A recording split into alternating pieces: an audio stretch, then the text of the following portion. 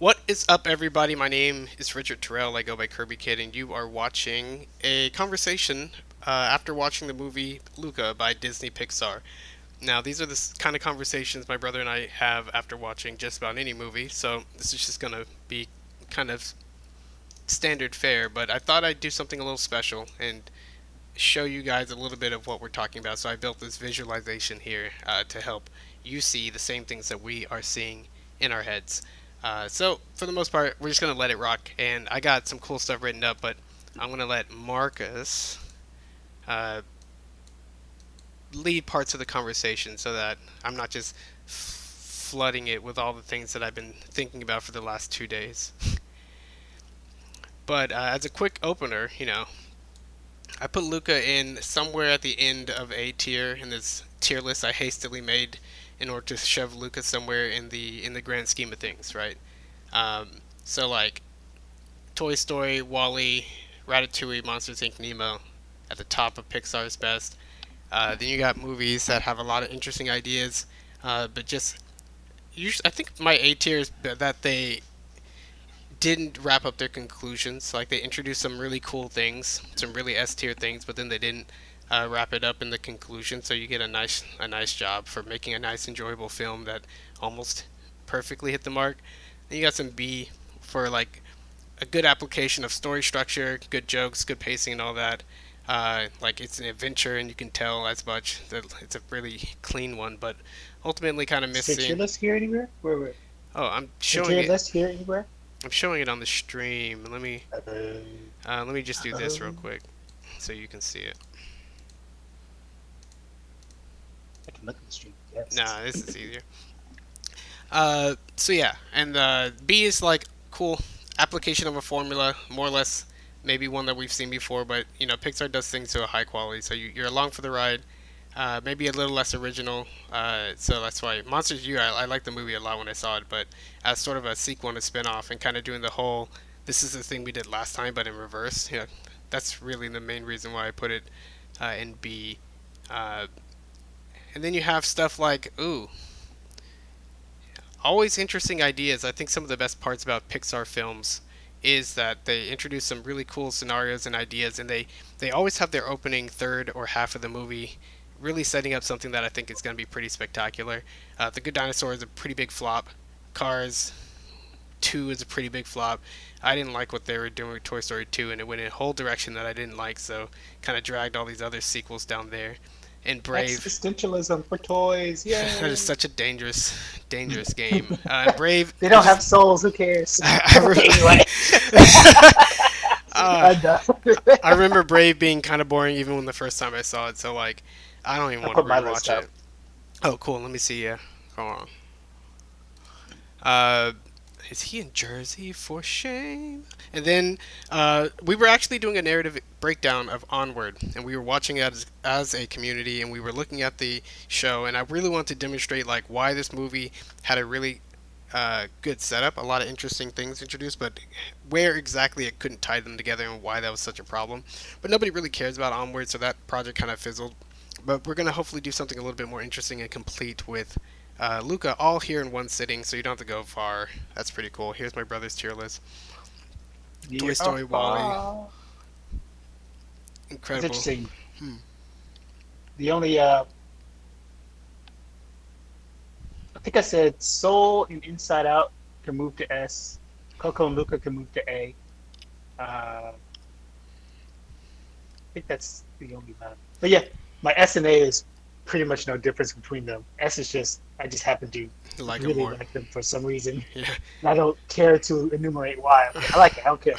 So they're about the same quality Mm. movies, but I just like one a whole lot more, or more, not a whole lot more, but noticeably there's a distinct level between A and S. What I actually Yeah, like. that's But interesting. quality wise, they're about the same. Uh, that's why I said uh, again those. Plus, you only get there when you basically are able to ingest the entire movie. Kind of like I can just think of parts of Wally, go, I just love revisiting it in my mind. I haven't Mm. watched Soul or Inside Out enough, or even twice, barely. Oh, that's barely watched Inside Out twice to be able to do that yet. So it can only really stay in A. Mm. Same thing with Coco and Luca. They can move up to A. but I only watched them once, Yeah, so yeah, I can barely remember like the overall plot of Coco. yeah. I There's need a to part watch it. where they go into the world of the dead, and then it's just kind of like adventure fast tracking. So you're like, I go here, go fell here. asleep during a little bit of it. Oh yeah, that sucks. Yeah, you'll Just have to so watch that one tired. again. That Yeah, was, then yeah, all the B's are yeah. I guess like A Bug's Life is probably like the lowest B, but for the time, uh, you can't. I can't disconnect it with when it came out.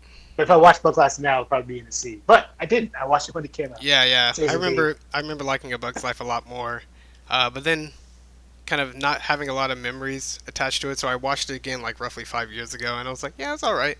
Kind of, it felt more like one of those classic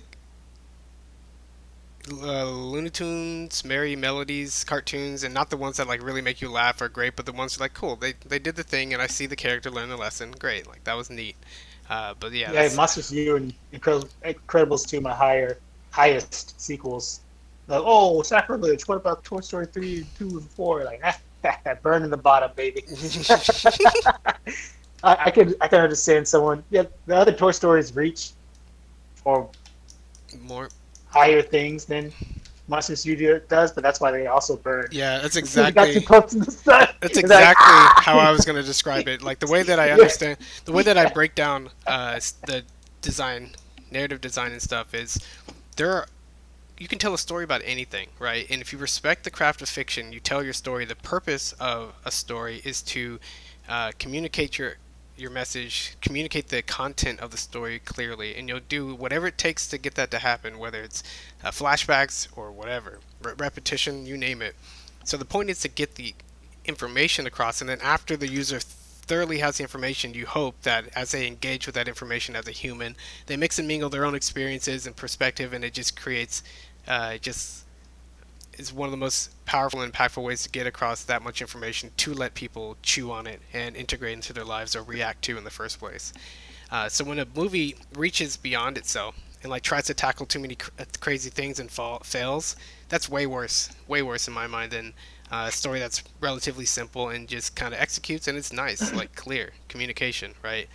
We see so many people overscoping and building way too many big ambitious projects, and it just shows that they don't understand, right? They don't know what's valuable about a thing, and just because you can aim towards something you think is high doesn't mean you should be, or that it was ever possible given the way that you're doing it.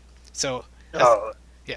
as a side note, yeah, I already told you I've been looking at narrative breakdown of Last of Us 2. No spoilers, but essentially, multiple people have argued that the way they made their sequel was almost designed to split the fan base. Essentially, like Mm, when you make a sequel, you basically can't write any story you want because the sequel means it's already constrained by the original, the first movie or book or story, and then essentially like sets up a thing people expect in some notion, and if you don't do that in the sequel, yeah. you'll split your fan base. So yeah, the original Last of Us had the uh, driving force was the interaction between Ellie and Joel, and then suffice to say that's not in the second game. Mm, But that's probably like the best way to describe why the sequels in the Toy Stories are not as appealing. Like the drive was the interaction between Woody and Buzz, and then like all the sequels about Woody.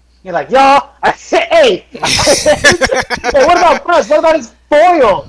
They're like, Tom yeah. Hanks is like Woody is Tom Hanks in cartoon form, basically. So it's just like nice guy Tom Hanks dealing with new scenarios in the nicest way possible. You're like, this isn't good enough. Hmm. Yeah. Anyway. Yeah, just kind of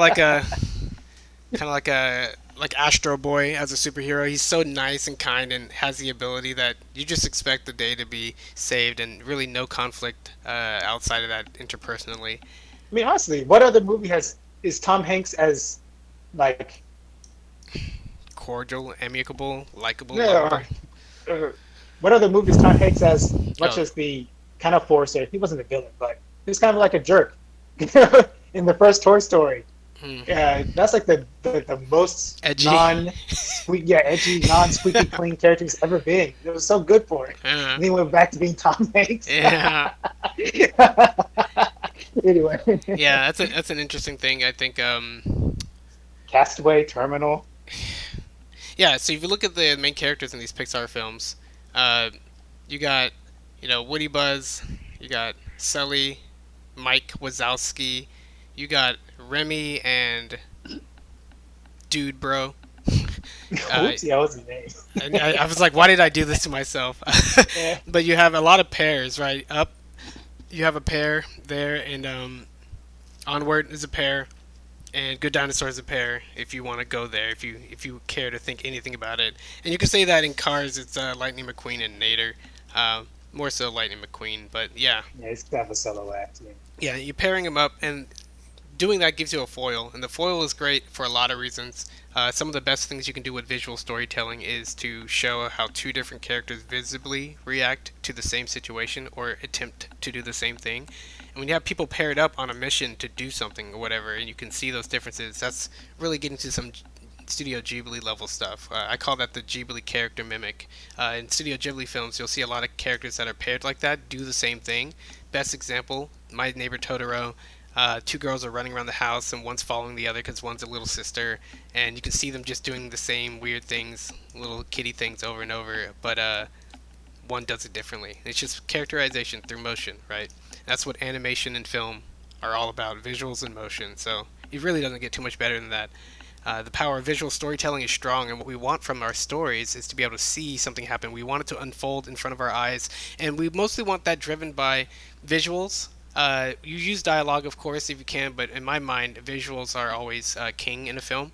In a book, you read books for talkies, right? They do a lot with dialogue, and you got words on a page. That's pretty much dialogue in your head, so it makes sense to match that. With film, you got stuff in front of your eyes. We need to be able to see it, and that just kind of sets the stage for how I value things and stories and how I break down films. Pretty straightforward stuff. Okay, so we got Luca. Luca came out hour 41 minutes free, not behind a paywall. Uh, I don't really care about the politics and the businessy side of things. I just watched the film and I liked it, so too bad for everybody else. But this film's got characters, and we got Luca, Alberto, Julia, Luca's mom, and Ercole, which I think are the five characters, right? Five major characters. You can kick out well, no, you can't kick out Ercole. So like, yeah, this is the whole film, and these characters contain the heart of the film, right? So like, um, I broke down. Oh, so the CED, content execution discourse, is a way that I created to break down stories. It starts off in the very basic stuff like identifying core content, characters, plot, setting, theme. It's just the stuff of the story. But then, much more complicatedly, how does that stuff get conveyed, and how does a narrative story, which is usually a linear thing, go from start to finish? Right here, I have all the scenes in the movie broken down into these little picture clips, so you can kind of work your way through the story and identify specific moments, specific lines of dialogue that push the plot along and convey the themes using the characters. That's the whole point. So like we got just about everything you could want as far as a detail to show on screen. So this should be a fun little experiment all the way around. Cool. So yeah, just random impressions, Marcus, and then I can kind of see the conversation and we can go from there.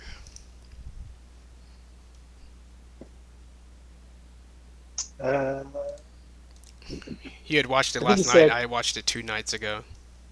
I think you tried to make a point that this is the Pixar film with the most kids, Mm. and then we came up with some other Pixar films with kids in it. But regardless, this is the Pixar film that is the most childlike, Mhm.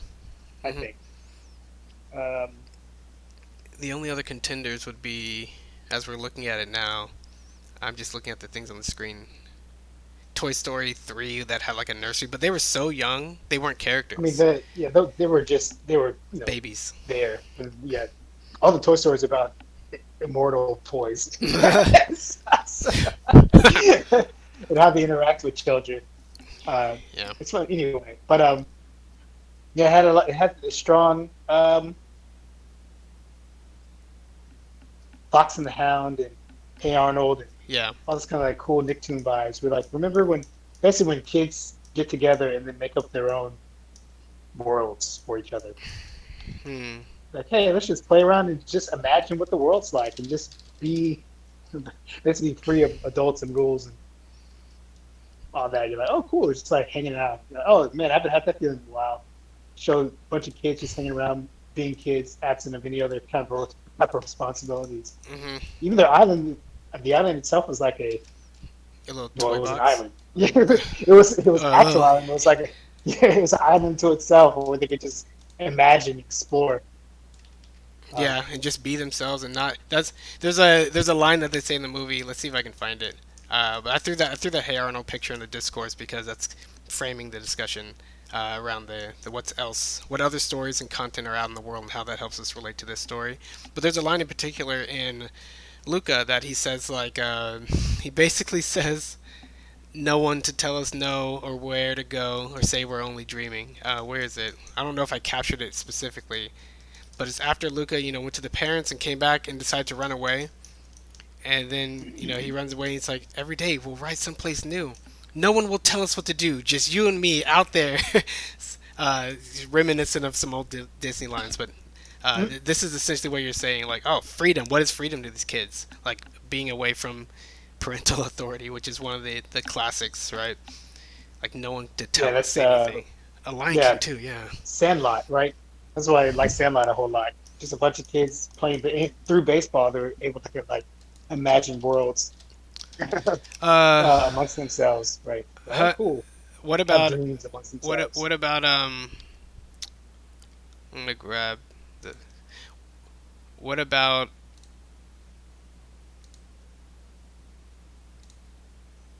Super 8? Was another one? Stranger Things, Super 8, Sandlot. Yeah. There's Hmm. that movie Along Came an Echo, right? I thought it was going to be a Oh lame yeah. kiddie movie. It was actually a lot more quality and sophisticated than I thought it was going to be. So that was surprising. But yeah, yeah, yeah. It's cool when you show the world in the perspective of a kid. But a little trick that I always say is important is kids don't write stories. Kids don't really have the power. Not like they can tell stories and they can certainly understand them, but they really don't have the sort of narrative ability, the clarity, and the communicative ability to write stories about their own lives. And you can say that nobody does, right? Until you get old enough to have lived through it, and then you look back on it. So stories are a really powerful tool to framing things and understanding things you've experienced, but not as you're doing it. So you can't get a kid to write a coming of age story as they're coming of age. It makes no sense. They don't even know where their own story is going. They're just journaling. But once you're an adult, you can do some really clever, more innocent, more sort of truthful and illuminating looks into kids' life once you're an adult, and that's why I really like films like Luca and such. But Ponyo is another really good comparison to Luca, starring younger kids. I think Luca's the youngest kid in all the Pixar films. You could say that the good dinosaur Arlo, our loser needs to get off my TV screen. I think you could say that he was younger, but he's also a dinosaur, and he was also a bad dinosaur, contrary to popular titling. Anti-impermoniously named Arlo, the bad dinosaur. So Ponyo, it's a movie, and I recently watched it. It's a Ghibli film. I'm gonna put a little picture here. Um, Hey Arnold's in fourth grade. I remember being in third grade when Hey Arnold came out, and I remember distinctly thinking, "Yeah, now I'm Hey Arnold's age, and now I'm 34." So they're about 10 years old. These Ponyo kids are younger. Sosuke and Ponyo right here. We tagged the Luca characters as being roughly 11, 12, uh, roughly. So like, okay, close to Hey Arnold's age, yeah. Um, yeah, Ponyo was a film that I liked. I mean, it it takes a lot of sort of reflection to really understand the depths of how you like or dislike anything. And upon watching it again, man, that art style, I didn't realize that it was like literally colored pencil backgrounds, right? It looks like it's colored pencil. And a lot of other things they did for all the different types of water that they animated and really got to the character of the water rather than just what it looks like. Just fantastic job. The story is really simple. It's also kind of mysterious, and it also kind of just ends on this like in a very house moving castle way, which I felt like um, had all these mysterious elements, but then when you follow the main character through to the end, like the fairy tale sort of mega plot aspect of it wraps up really quickly, and the characters are just kind of they move forward through the plot at the same pace with the same perspective of things. So you know, like even though the world floods, little Sosuke and Ponyo are like, "Let's go play and let's go help people," and then they're at the end and like, "Look, we're underwater, and look." It's like the marriage of the nature conflict between sea and man, and of course I'll be Ponyo's friend forever, and that's it. Like that's the whole film. It wasn't. They don't belabor that choice. They don't dress it up. They don't have a lot of dramatic irony or whatever. Like we don't know too much more going on about things than they do. Like not too much more. They don't go over in a lot of detail, so it just really brings a lot of that complexity that could surround a narrative, but then reduces it significantly to make the whole story have more of a childlike perspective. Because children are often innocent; they often don't know what's going on, but their clarity of perception is also something that is razor sharp at times, right? They're like more honest than humans. They're more uh, they can see through like Humans. illusions better. In a classic quote from Killer Seven, the kids know who the strongest is, right? As in like they know who the truth is and who the real heroes are. It doesn't matter if villains try to pose as heroes. Anyway, so yeah, it's kind of what I like about Luca. Some people, which we'll get to later, if we ever get to like responding to these people's really poor reviews, it's just like, yeah, the film, where's my greater stakes? Where are my Pixar film that's about these grand ideas that makes me question everything in life? I'm like, that's a bit of an extreme way to try to explain that you saw some Pixar films when you were a kid when you didn't know anything. You're an adult now. There's not going to be a Pixar film that lets you re-examine life unless you've just been ignoring it and not growing up. Like that is not a quality of Pixar films. That was a quality of a good film of just about of any kind that you're watching when you're young. And when you're young, the film becomes a sort of a scaffold and a catalyst for you understanding these things and engaging with these concepts. But that's not a quality of Pixar. That's just a quality of being exposed to quality things Remember when I you're told young. you people kind of like overlearn their lessons and then end up looking like fools. No other way to say it. Like I told you before, like people are like, oh yeah, it's cool to sympathize with the bad guys now, because gotta step outside your bubble, step outside your comfort zone. Woohoo, yeah, man, yeah, this guy really has a point. You're like, no, man, he's Bug Hitler. He doesn't have a point. He's just trying to eradicate humanity. He doesn't have a point. Stop trying, Yeah, just stop trying to overlearn the lesson. And yeah, the Now, I feel there's some Pixar films that are obviously most easily lend themselves toward high-minded, like soul, like they're talking about the soul. Well, obviously, yeah. you can't talk about like there's no way to talk about any form of how people form view the soul and have it not be. Not be heady. But stuff like Wally, people are like, oh wow, look, post-human Earth, and they're talking about our rapid capitalism. Like, not really, right? It's like Wally's a very simple lesson, but Wally, it teaches us lessons through the extreme, like Circumstance. myopic and focused Oh, view of work robots, yeah, and then the work robots come together and they show something about humanity, right? yeah. Like Like that's a the very idea is simple lesson, Wally is but people are like, trash, yeah, and he's a trash robot taking care of trash. So like, what good can he be, right? And they trashed the Earth and left it. What good can it be, right? He is the embodiment of the enduring and like still quality spirit of planet Earth. Nature, life goes on, and kind of correcting things, right? That's who Wally is. But he doesn't think that. He doesn't know that. He's got his mission. well, I wasn't gonna say it last night because you already gone, Oh, so I was just gonna yell into the void. But I was like, oh man, what a cool depiction of a small Italian town. Man, they really nailed it. I'm like, wait a second, I don't freaking know. So, I was like, I was thinking like, is this the equivalent of like um, Western films when they try to do like Japan or anything Asian? I'm just like, this is so unbelievable. mm, Like, I don't even live, but I know like this feels like completely Western. mm. Like, was that the Italian equivalent of that?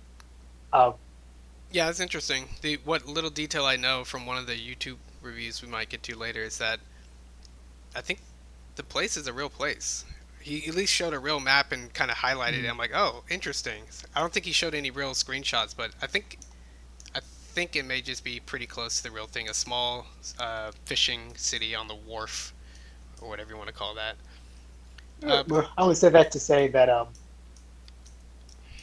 like if it is, or even if it isn't, mm, doesn't matter. It's depiction of a small Italian town uh, in itself is useful. mm, Is a thing to is an important thing to convey. mm, Especially like obviously in the general sense. Like what's like the most general like oh the sexes. You're like oh cool yeah. Uh, Learn the lesson of what it takes for a woman to make it in this hard world. Like oh yeah, what a unique perspective. Like oh that's near universal because on the 50-50 chance you're not a woman, like you at least know one. So like, cool, that's my life. Like, oh, then step down is like race to like, oh, what a black man has to do to get by in this world. Like, oh, crazy. Totally open my eyes to what black people have to do to get through America. You're like, oh, like if you don't know a black person and a lot of white people don't, you're like you are acutely aware that you live in a society who has a bunch of systems that are stemmed from and directly affect those issues. Like, okay, cool. So if you keep on going down, like all those are just as important as each other. So again, so you boil it all the way down to it's like all the way down to, but you keep on going down, like oh, a small, like knowing what a small town or small Italian town or mm. small city community experience is when it deals with uh, Outsiders. new Yeah. things, outsiders, like that's a thing, important thing to convey, Yeah. right? So, Yeah. yeah, It's crazy too. I feel like you can't write a story unless you're writing about something deep. I mean, that's what humans care about, deep things. So, like, Toy Story is being usurped, it's having a place in society and then having it all fall away from you because you had no control of it in the first place. That's freaky. Wally, we already talked about. Finding Nemo, letting go, loss. Like, the fact that you can't prevent bad things from happening, but you still have to let the possibility happen. That's like Dad's lesson that he learned. Remy, anyone can cook. That's pretty easy. Like, Monsters Inc., bucking the trend and bucking against established societal beliefs. Like we have to scare kids to stay alive. Like do we? Kind of a thing. Coco Soul, Inside Out. I So mean, like, yeah, like even even like knowing the high-minded part, like Monsters Inc. You're like, oh, they made a world for all the monsters I thought were under my bed, mm, and they're not there to hurt me. They just have their own lives, and they come and peek in every once in a while and then leave. Like that's such a neat addendum to put on your childhood memories. Like, whoa, yeah. cool, Yeah, woo. yeah. I think what some people say, like, it makes me rethink stuff. Like, it could make you look back in your childhood and be like, "Is that what was happening?" And you want to believe. That's cool. I love it when Pixar. I mean, in order to have that kind of effect, you have to stay close enough to real world things. You got to draw from real life, take from real life characters, situations, and actions, and that's what perfect example with Monsters Inc. Kids being scared of stuff. You're like, cool. Let's personify it, embody it, and like build some world mechanics around it, like some rules, and let's see what happens when we stick some characters into there. Like, great, I'm along for the ride. That's good storytelling. But yeah, I can start going down my list. We'll see what you have to say. Oh yeah, there's my tier list. So I'm gonna put it on the screen. So let me see if I can do this and this and this. Oh, no, no, no! Stop that. Yeah, Ponyo does have a similar vibe.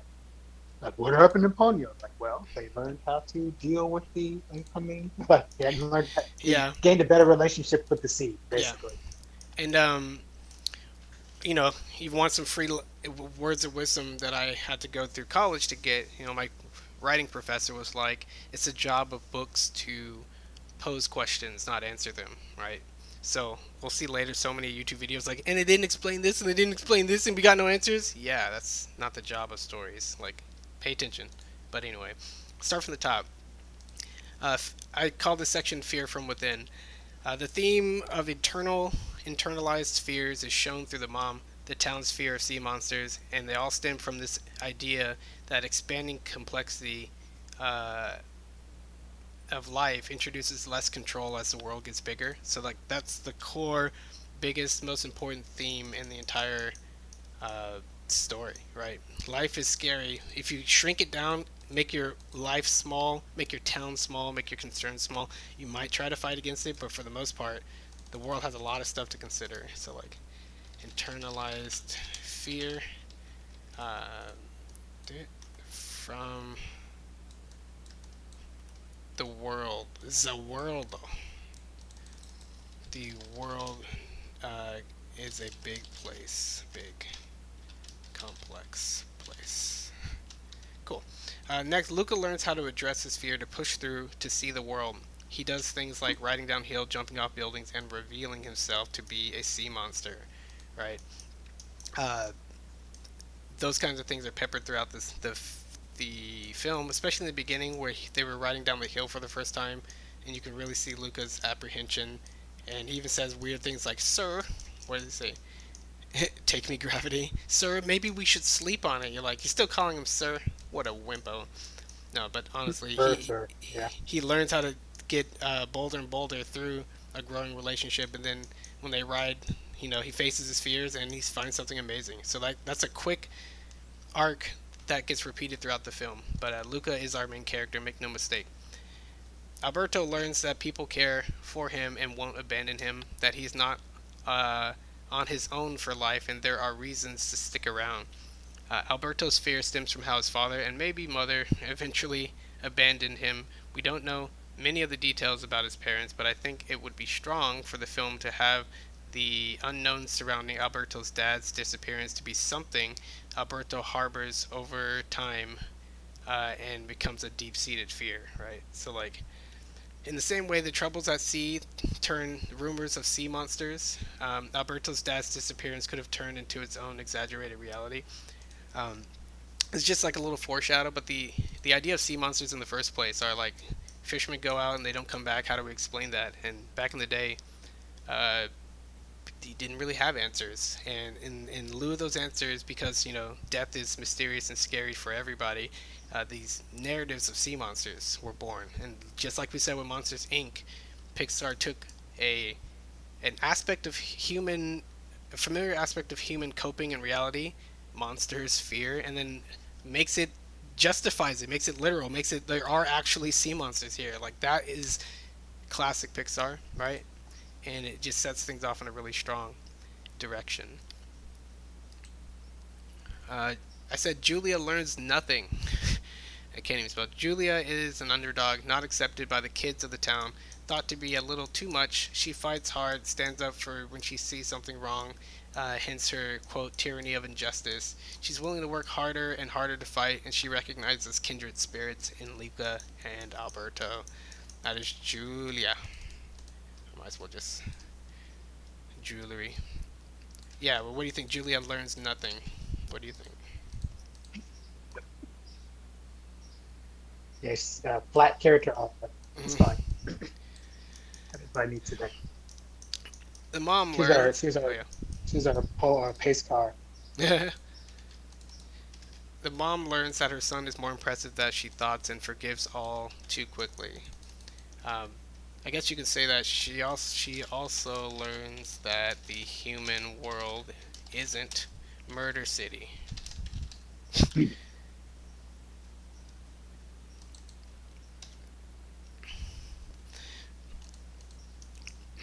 Yeah. The town learns that monsters exist and they let it go too quickly. Right. Like that's the general sentiment about how the ending kind of wrapped up things. Um, Yeah, you're like, hey, So, Alberto is a character that represents a childlike outlook on life and extreme reaction to a bad situation. He's misinformed, and at first, these inaccuracies don't matter, but soon they start to creep up, like greeting people by calling them stupid. What he does isn't right. What he thinks and feels may not be right either, but this is something Luca begins to understand and question. Luca begins a younger, or Yuka being a younger, more innocent, isolated, good kid. This is kind of like like the world's more complicated than we thought, and Alberto proceeds with like a childlike innocence and boldness, and then Lucas slowly realizing like, no, right? But their conception of the world and how they act is kind of all wrapped into their little baby characters. So that's this is part of the major conflict in the film. Coming to grips with the complexity of the world, and by doing so, what to do with fear, like the fear of both understanding it and the fear of what it might do to you. Um, Alberto is blind to reality. He can't see what's right in front of him. He had all the parts to build a Vespa, but it took fresh eyes to see it. Not being able to see what's right in front of you is what fear does to people, right? So that's just like a classic early example, and how the outsider of even Luca to Alberto was able to change his life in a positive direction. I'll copy paste these things.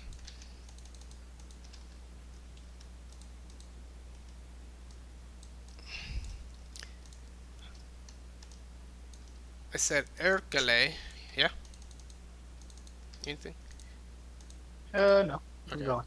Okay, so Ercole is blind to reality. He can't. Oh, nope. I just jumped up a paragraph. Ercole is a bully. The hunchback, who is the monster and who is the man, is an undercurrent. He's mean, unthankful, makes others violent to each other. He's a monster, a kid, but a monster nonetheless. He has no real reason for being the way that he is except that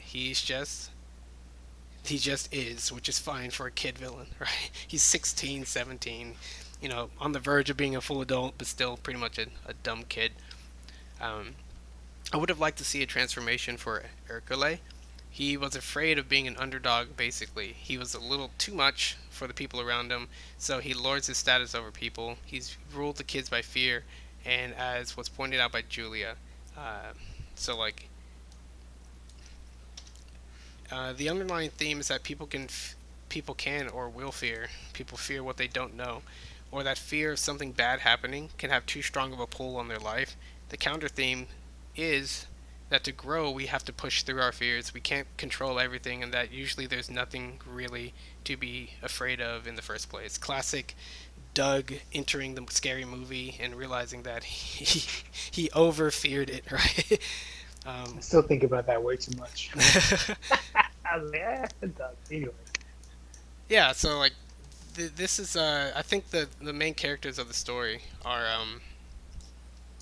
these people. They all represent different aspects of fear, and these are the core of it, right? So Alberto, fear of abandonment. Luca, like fear of the unknown and stepping out into the world, and in general, he lived his beginning of his life very sheltered. Julia had no fear and learns nothing, but there's a really good opportunity for her to plug in there, but I'll mention that later. The mom is the first character that acts on fear. She says, I know you and I know what's best for you, and if it takes putting you in the bottom of the ocean to keep you safe, then so be it. Like all these things. She even calls the land monsters murderers. Like murder, they're here for murder. You're like, jeez. Um, yeah. So like fear is a big deal, and I think all these characters are really kind of like a prismatic foil to each other. They all have like a different angle on it, and I think the central conflict and how it all comes together really gave them an opportunity to both see each other, learn from each other, and kind of display these different aspects of fear on how what it does to humans differently. But that is basically where the film kind of underplays, right? Um,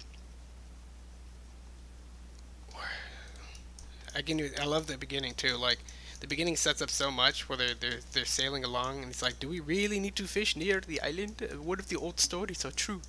And he's like, "You really believe in sea monsters? Like tall tales to keep us away from a great fishing spot. It really is. So like that's Alberto's island, and he scares people to keep them away. Tall tales. And then what is that? And it's Alberto. And then I love his reaction. I didn't quite capture it in the thingy, but he throws a spear after him instantly.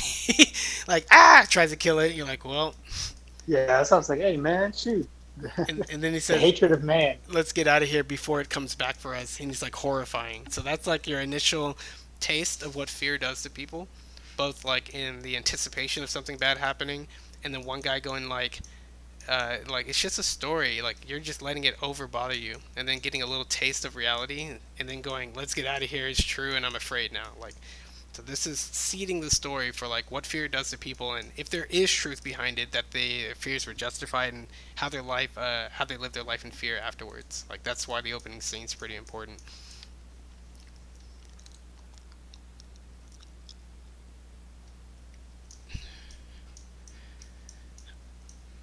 So here's where I start to mix and mingle a little bit of my own ideas into the commentary because who cares? I can do what I want. But here was one of my first genius ideas. I said in this film, the tears when Luca and Alberto are in human form, their own tears should have transformed their own faces into sea monster faces. Huh? So funny. I was like, I saw that when they did transform, but my finger saliva would. And then, yeah, yeah, that's funny though. They didn't cry that much though. Nope, they didn't. But the At tears the should have. what was it? Oh, you want to find out where it is? It's when the before when Alberto ran. Is that what you're thinking?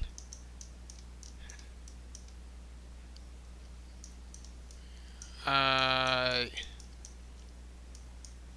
and then when he confronted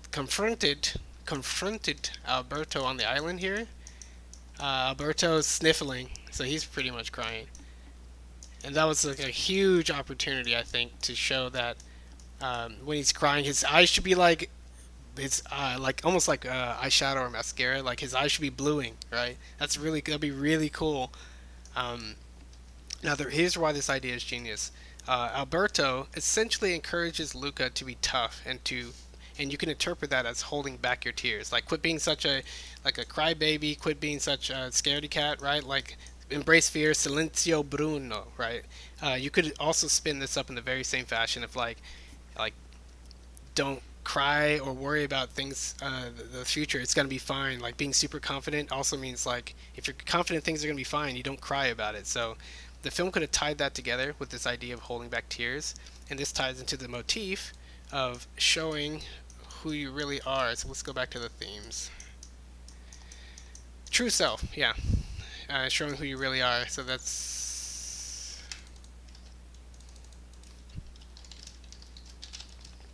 cool. So like Luke, so the next comment, and then this will all tie together. Luca's dad should not have gone looking for him. In the film, he was oblivious to Luca and the mom in the first place. Funny joke. He was like, or where was it like right at the beginning? He's like, no, thanks, I'm full. So yeah, do you think we're I not know. paying enough attention to him? No thanks. I'm full. Yeah, I don't even know. Like, even when they first got up on land, said, you know what? I'm gonna take the lead on this one. I'm tired of just whatever, just hanging out, and not paying On the attention. sidelines, that was funny. Yeah, he's like, pushes the kid. Yeah, he didn't do anything. uh, Yeah, so like so the concept of consolidating characters, and for the purpose of a film, and you're trying to get this idea across, you don't just like shove everybody either into the story or into scenes just because they want to come along, or just because you could think that it'd be nice for them to come along. It's really all a distraction unless they're adding up to something. So I thought Lucas' dad should not have gone with the mom. The mom should have been like so worried that she goes off on her own, directly into the thing that she was kind of afraid of, to go find her son. Like that's classic mother bravery stuff right there.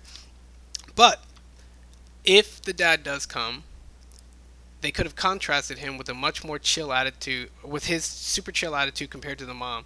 The mom could be freaking out at every turn. The dad could just be like, "It's fine, it's fine. Like it's don't worry about it." Like to show a foil for how some people react to fear and even stressful situations, and how some people don't. Right? She could be saying all kinds of things like, what if he's already gutted, strung up? What if they eat his bones?" She's like, "What? Eating his bones?" Kind of a thing. Like that would be a good way to show that with character contrast, right?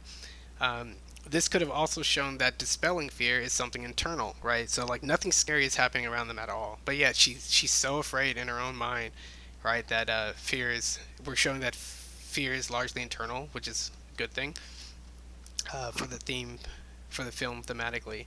But then you say how the parents' search for Luca was a missed opportunity. The mom claims in the middle of the film that she knows Luca, and that because of that she knows what's best. The search for Luca should have been a way for us to see how the parents see their son. Like, oh, look at that loner over there that looks sad and pathetic. That's gotta be our son. Turns out it was just a human kid. Oh, well, that must be him there, the one crying and not standing up for himself. Nope, wrong, another kid, right?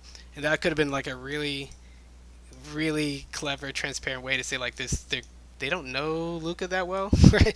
And they also think very low of him, which makes more sense in the climax when they see him doing something both daring and physically challenging. They're like, he's fast, like that's Luca, and that would have made a lot more sense. Um, but we don't actually know what the parents think of Luca, so having that in the climax doesn't make sense. Um, so who Luca really is just a kid. And being a kid, he has lots of zeal and potential growth. He's a fish that will grow to the size of the pond that he lives in. So when Alberto says, "You really are crazy," which I'll show you, the climax of the film, racing downhill right here. Wow, you really are crazy. Exact scene. Um, when he says you realize, okay, Luca's mom said, and when Luca's mom says, "Wow, he's fast," they're realizing something real about Luca. It's not important that he's a winner of a race. It's important that he has a potential to be anything. And this is why Luca's our main character. The meaning of "you really are crazy" lacks context. I think it means that hey, Luca isn't just the good kid, that he's willing to risk harm and do what he wants. But that's not really developed, right? They didn't really make a contrast between what good kids would do and what Alberto would do. Because if they did draw up that contrast, when Alberto's like, I just ruin people's lives, I make their lives worse, and he's like, we should have never been friends. That's the kind of thing you say when you're like, oh, weird, whoa, like my bad boy ways have corrupted this kid, and now we're all in the pits for it. Like that's the kind of reason why somebody would say that. But they were doing fine. My life's great. I'm here to help him was one of my favorite lines. Yeah. That was so funny. But he was oblivious, right? His life wasn't great. Um, he's literally in a runaway plot with his friend that he met. So like I said, Lucas escaped from his home too easily. He could have visited the deep dark and then escaped. It's a missed opportunity for a classic eyeball dark scene. You know what I mean? What classic eyeball dark scene? No. You know, like Looney Tunes, Daffy Duck, or Bugs Bunny, like they enter a black screen and all you see are their eyes, and Oh. their eyes are emoting and like looking at each other and spinning around. Classic, classic dark scene, right? Like, I miss those things. But anyway, this section is called setting itself up, and it's just like it's the only thing I have to say about the setting. Like you were saying before, the town is really compact. It's like a toy town. It looks really cool. You can almost see the whole town from a glance, just like you do on the little toy map that they have for the race. Let me show their race map. It's when they were signing up for the event. Before they go to the training, before they do the training, and right around here. Where did you say you two were from again? That's one of my favorite lines. That's Is it? funny. Where's the map? Map's not here. That's fine. What? But I don't think I put it together before. Maybe I knew it at one point, but forgot. But so funny. The fact that the sea comes up and envelops the small town of Ponyo is Mm, because Ponyo. Well, I knew that much. Ponyo left the sea, mm, and then because reasons, the sea came up and swallowed up the town. We're like, oh, like the sea didn't come and swallow up the town. Ponyo's mom came and swallowed up the town, right? Her, mm. her, her mom was the sea. She came out of the ocean and she swept the boats in, and then she was keeping them permanently Yeah. at sea because they couldn't get the tide in. But yeah, Ponyo's mom came to get her. Her Mm, dad came to get her, like at separate points, and they kind of like met at some kind yeah. of like a interesting point, like almost past midway in the movie. Hmm. Cool. That's their parents doing their own things, but it's easy to separate parents and have them be on the same wavelength because just have them be concerned about their kid. Yeah. So like they don't need to be physically in the same space or even like in the same scene or even doing the same things. Like as long as you convey that they're doing this for their kid, like Job you mission got it. complete. Yeah. Yeah. Uh, this section is called setting itself up. Uh, so I said Lucas escaped home too easily. So the reason I said that is because, like, he just goes out the window. It's so funny. It's upset kid runs to his room and just goes out the window and leaves forever, right? Um, Yeah, it's really yeah, it's really interesting. I was thinking about the early setting. I don't know. It reminded me of Ordon Village mm, in Twilight Princess. Only in the sense that you like it's interesting kind of situation you have in your movie or game or whatever, your early setup. You're like, this is supposed to be the boring home life. This is supposed to be the boring farm life. And you're like, yep, sure is boring. You as the audience, are like, yep. I kept on looking like, what is there to do there? He hmm freaking takes the fish, goes to hmm the alcove, and comes Feeds home. him. Like, Yeah, yeah, I'm like, that is a boring life. But he just was as the viewer, sheltered, you're like, hmm. and That's what I also thought was interesting. The uncle coming up from the deep. hmm Like that's a cool Rapunzel's tower when you have something as open as the sea. Like, yeah, you're gonna go stay with your uncle hmm in the blackness of the deep sea. Oh, crazy. But similarly, yeah, like you said, like getting out of the sea was super easy. yeah, like So you're like right. we're the yeah, because like Nemo is a little small fish, and clownfish have to stay next to the reef, otherwise it gets swept down to the ocean. That's what happened to Nemo. That was a cool kind of barrier, like invisible barrier you didn't know about until it was too late. Mm, Um, yeah, the what were they even? Mermen, mer people, there's sea sea monsters. monsters. Isn't that cool? Okay, They're sea, literally yeah, sea. They call themselves sea monsters, yeah. which is funny. I guess they had, yeah. I guess they said their invisible bubble was their fear. And I guess you yeah learn about it post fact. Like, why is it so easy for them to physically move out the water? Because it is like they're like a superior land water species. Like the only thing mm, that kept them was the invisible fear bubble. mm, yeah. You can see at the beginning of the film, nobody really likes Luca. It's kind of like a young kid being in a retirement home, as I imagine, right? Yeah, I guess there are no other kids. Yep. So he's isolated in some sense, sequestered in other sense, like simple farm boy, like doesn't have anyone to really spur his imagination. So that's a good impetus for the story. But like you said about the uncle, here's what I had to say. Here's what the uncle said. Ah, yes, there's usually a bad influence. Luca, I need you to punch his heart. That was so funny. Oh, dude, there's nothing to see or do. It's just you and your thoughts and all the whale carcass you can eat. That was so. Such a funny detail. I'm like, that's what's going on down there. Yep, the dead, fallen, sunk whales. Harvard says really good points. I guess the points about Julia's dad would have made stronger both the fact that Alberto goes to live with him. Of course, Harbus has already seen the movie. Of course. Oh yeah, yeah, Harvard. Both of the fact that Alberto goes and lives with him and why he opposes the townfolk so badly to protect the kids and fishes. Uh, which could have been a good opportunity to show some tension there in the contrast of the fact that the townsfolk were like, whatever, we accept you, linking back to the fact that forgiveness happens too quickly. Yeah, cool. Cool.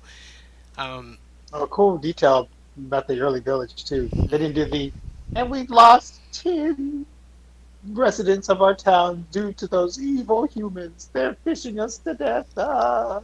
Like it Yeah. didn't seem like a human had gotten a single one of them. Yeah, yeah. Yeah, yeah, it's That's a true. cool detail. So I think I mentioned it elsewhere here, but I was like, maybe Alberto's dad got hunted, right? Yeah, Maybe yeah. Could, Grandpa got hunted, right? And the grandma's out living with the parents. Now, those were all things I'm like, let's see what good or bad that could have done. But we'll get there in a second. So the deep dark is an interesting because you are alone with your thoughts. An area we thought was a place to dread is actually a reflective and revealing, self-revealing area. Luca runs away from this possibility without knowing what it really is, and of course nobody wants to stay there for a whole season. But he's again. yeah, This is I was when she said that, I'm like, how long is this season? yeah, Oh, a day.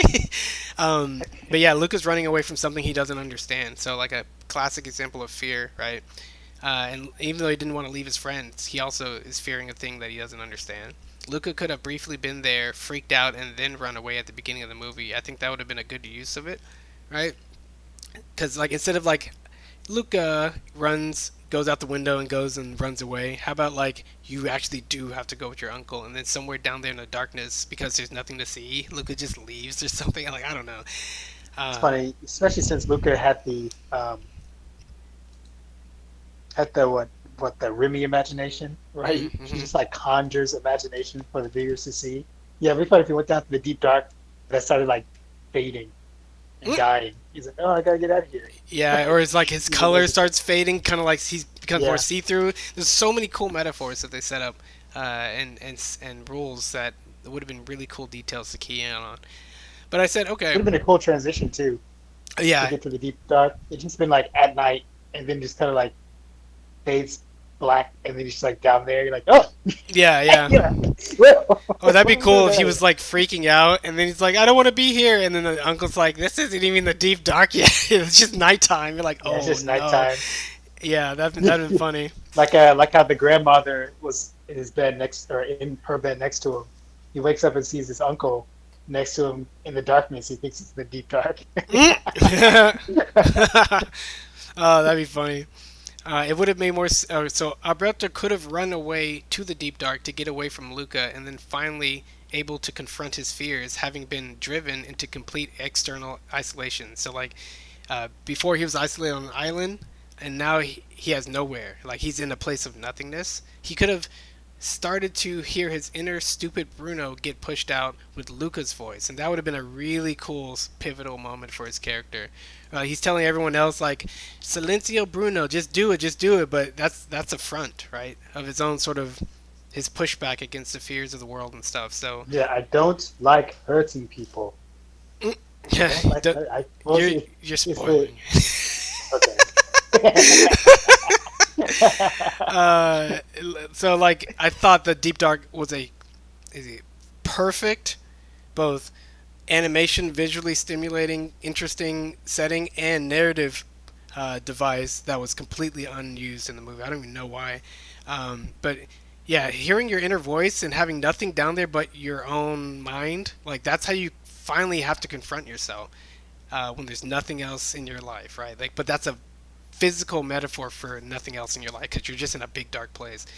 I said it would have made more sense if Julia's dad searched for Alberto and then got into his boat to look around and then saw that there was a light on the island. And then as he approached Alberto's hideout, Alberto sees his figure, recalls his dad, and then realizes it's Julia's dad, freaks out, and then runs into the deep dark, like away from all that, like away from all humans, right? He's just running and running. Then Julia's dad could have seen the life Alberto had with the wrecked room and how he wrecked his home and maybe uh, yell a message to Alberto as he ran, and this would have made more sense to at the end when Alberto is offered a chance to live with him, right? Like the dad being one of the everyone's favorite characters, um, and he's kind and he pays attention, and him going out to look for Alberto was like such a good plot element. Like it's very action, it's very external, and then having him approach Alberto's secret place that no other human approaches is a really cool way to say like I only wanted my dad to live here and nobody else lives here or comes here because I scare them away.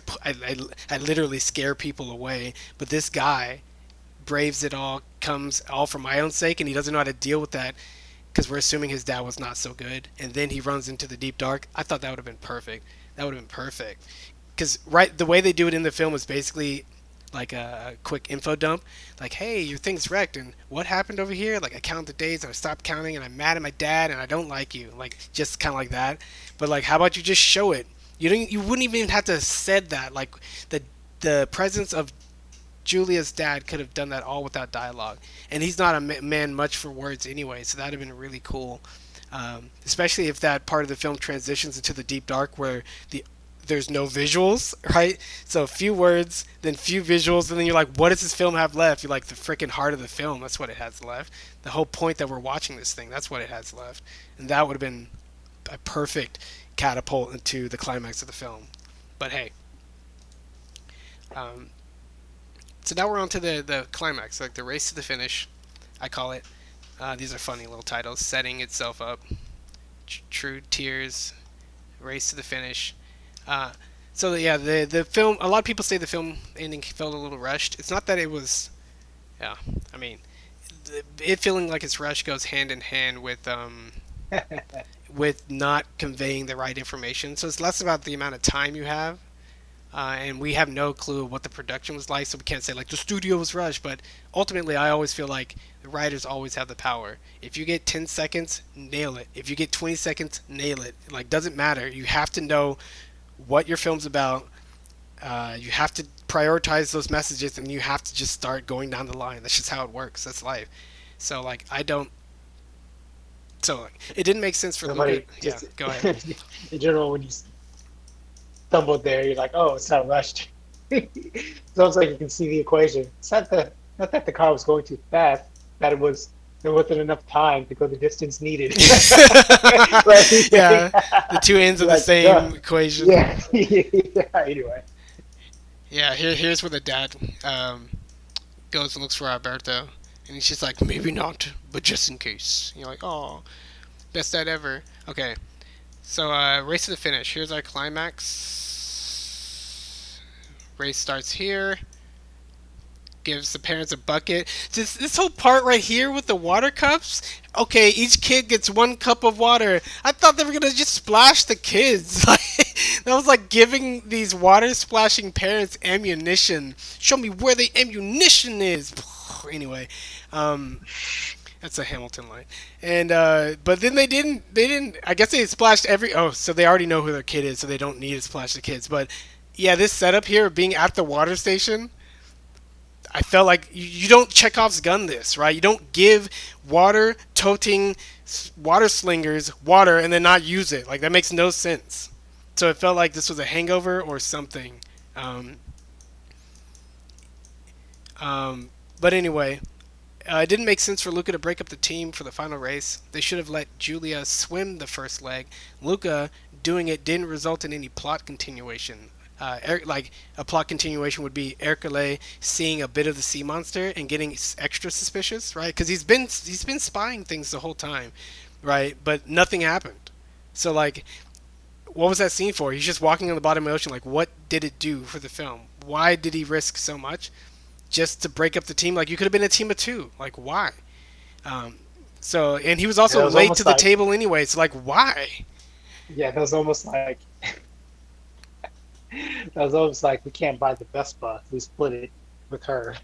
I gotta do it by myself. That's almost what it's like. Oh yeah, Where you're like, yeah, but we, yeah, that's interesting. He's like, I'll win it. And you're like, well, this anyway. That would have made sense if she didn't say like, what do you want to do when you win? I just want to show the town, haha, I can win. Anything else? She's like, yeah, no. And you're like, well, she's freaking the purest thing ever, right? She's a that'd flawless be funny, character. yeah, because she at least Humberto was the third wheel, The winch, the wedge, and the wheel, or whatever. right? So like, if he took her share of the money, and that wouldn't allow him to get the Vespa, I'm like, oh well, Yeah, yep. reasons. So they should have let Julia swim the first leg. It didn't. Luca didn't result in any plot. So another thing is, yeah, Julia wasn't even mad at him. So her showing him how to do the pasta is usually a sign of reconciliation. Like, I'm not mad at you anymore. Here's some help.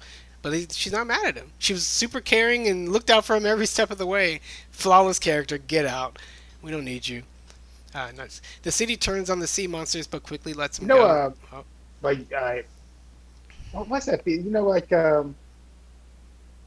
what's that feeling? Little Rascals, maybe. You know those older shows where they really didn't have enough, they could really couldn't generate enough conflict in their small town goody goody two shoe society. So mm. you had a bunch of endings like that, like people not coming together to get over differences, but coming together to be closer than ever.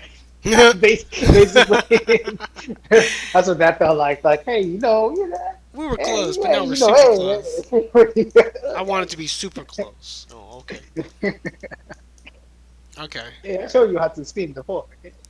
I said the city turns on the sea monsters, but quickly lets them go. It's good that only a few people, the fishermen, were ready and willing to fight. Still, they are monsters. This quick climax and conclusion could have been better if supported if we find out that some people in the town knew about the sea monsters. Apparently, 3 of them Yeah, visit often. This would have shown that getting to know the truth dispels fear, right? So the people who knew the sea monsters and just kept it between themselves, they wouldn't have been afraid at all, right? And you could have seen the actual fear responses from a spectrum of people. You had the whole town there. You had the freaking whole town there on a bike ride from the top of the hill to the bottom. That could have been like a rapid slideshow of fear reactions because the freaking film was about fear. That would have been so. That's S level stuff, right? So right now we're dealing with like B level stuff.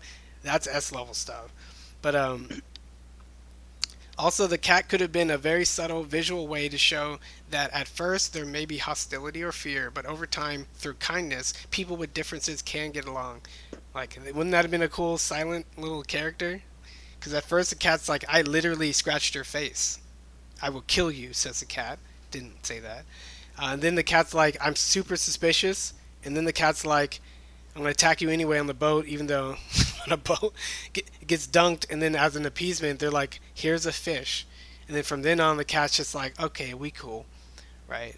So like that was a cool non-verbal animated way to show an arc of transformation. And if you don't have time to do with your characters, little things like the cat, that's S level stuff, right? So the question is, who are they? The themes of the film aren't isn't identity.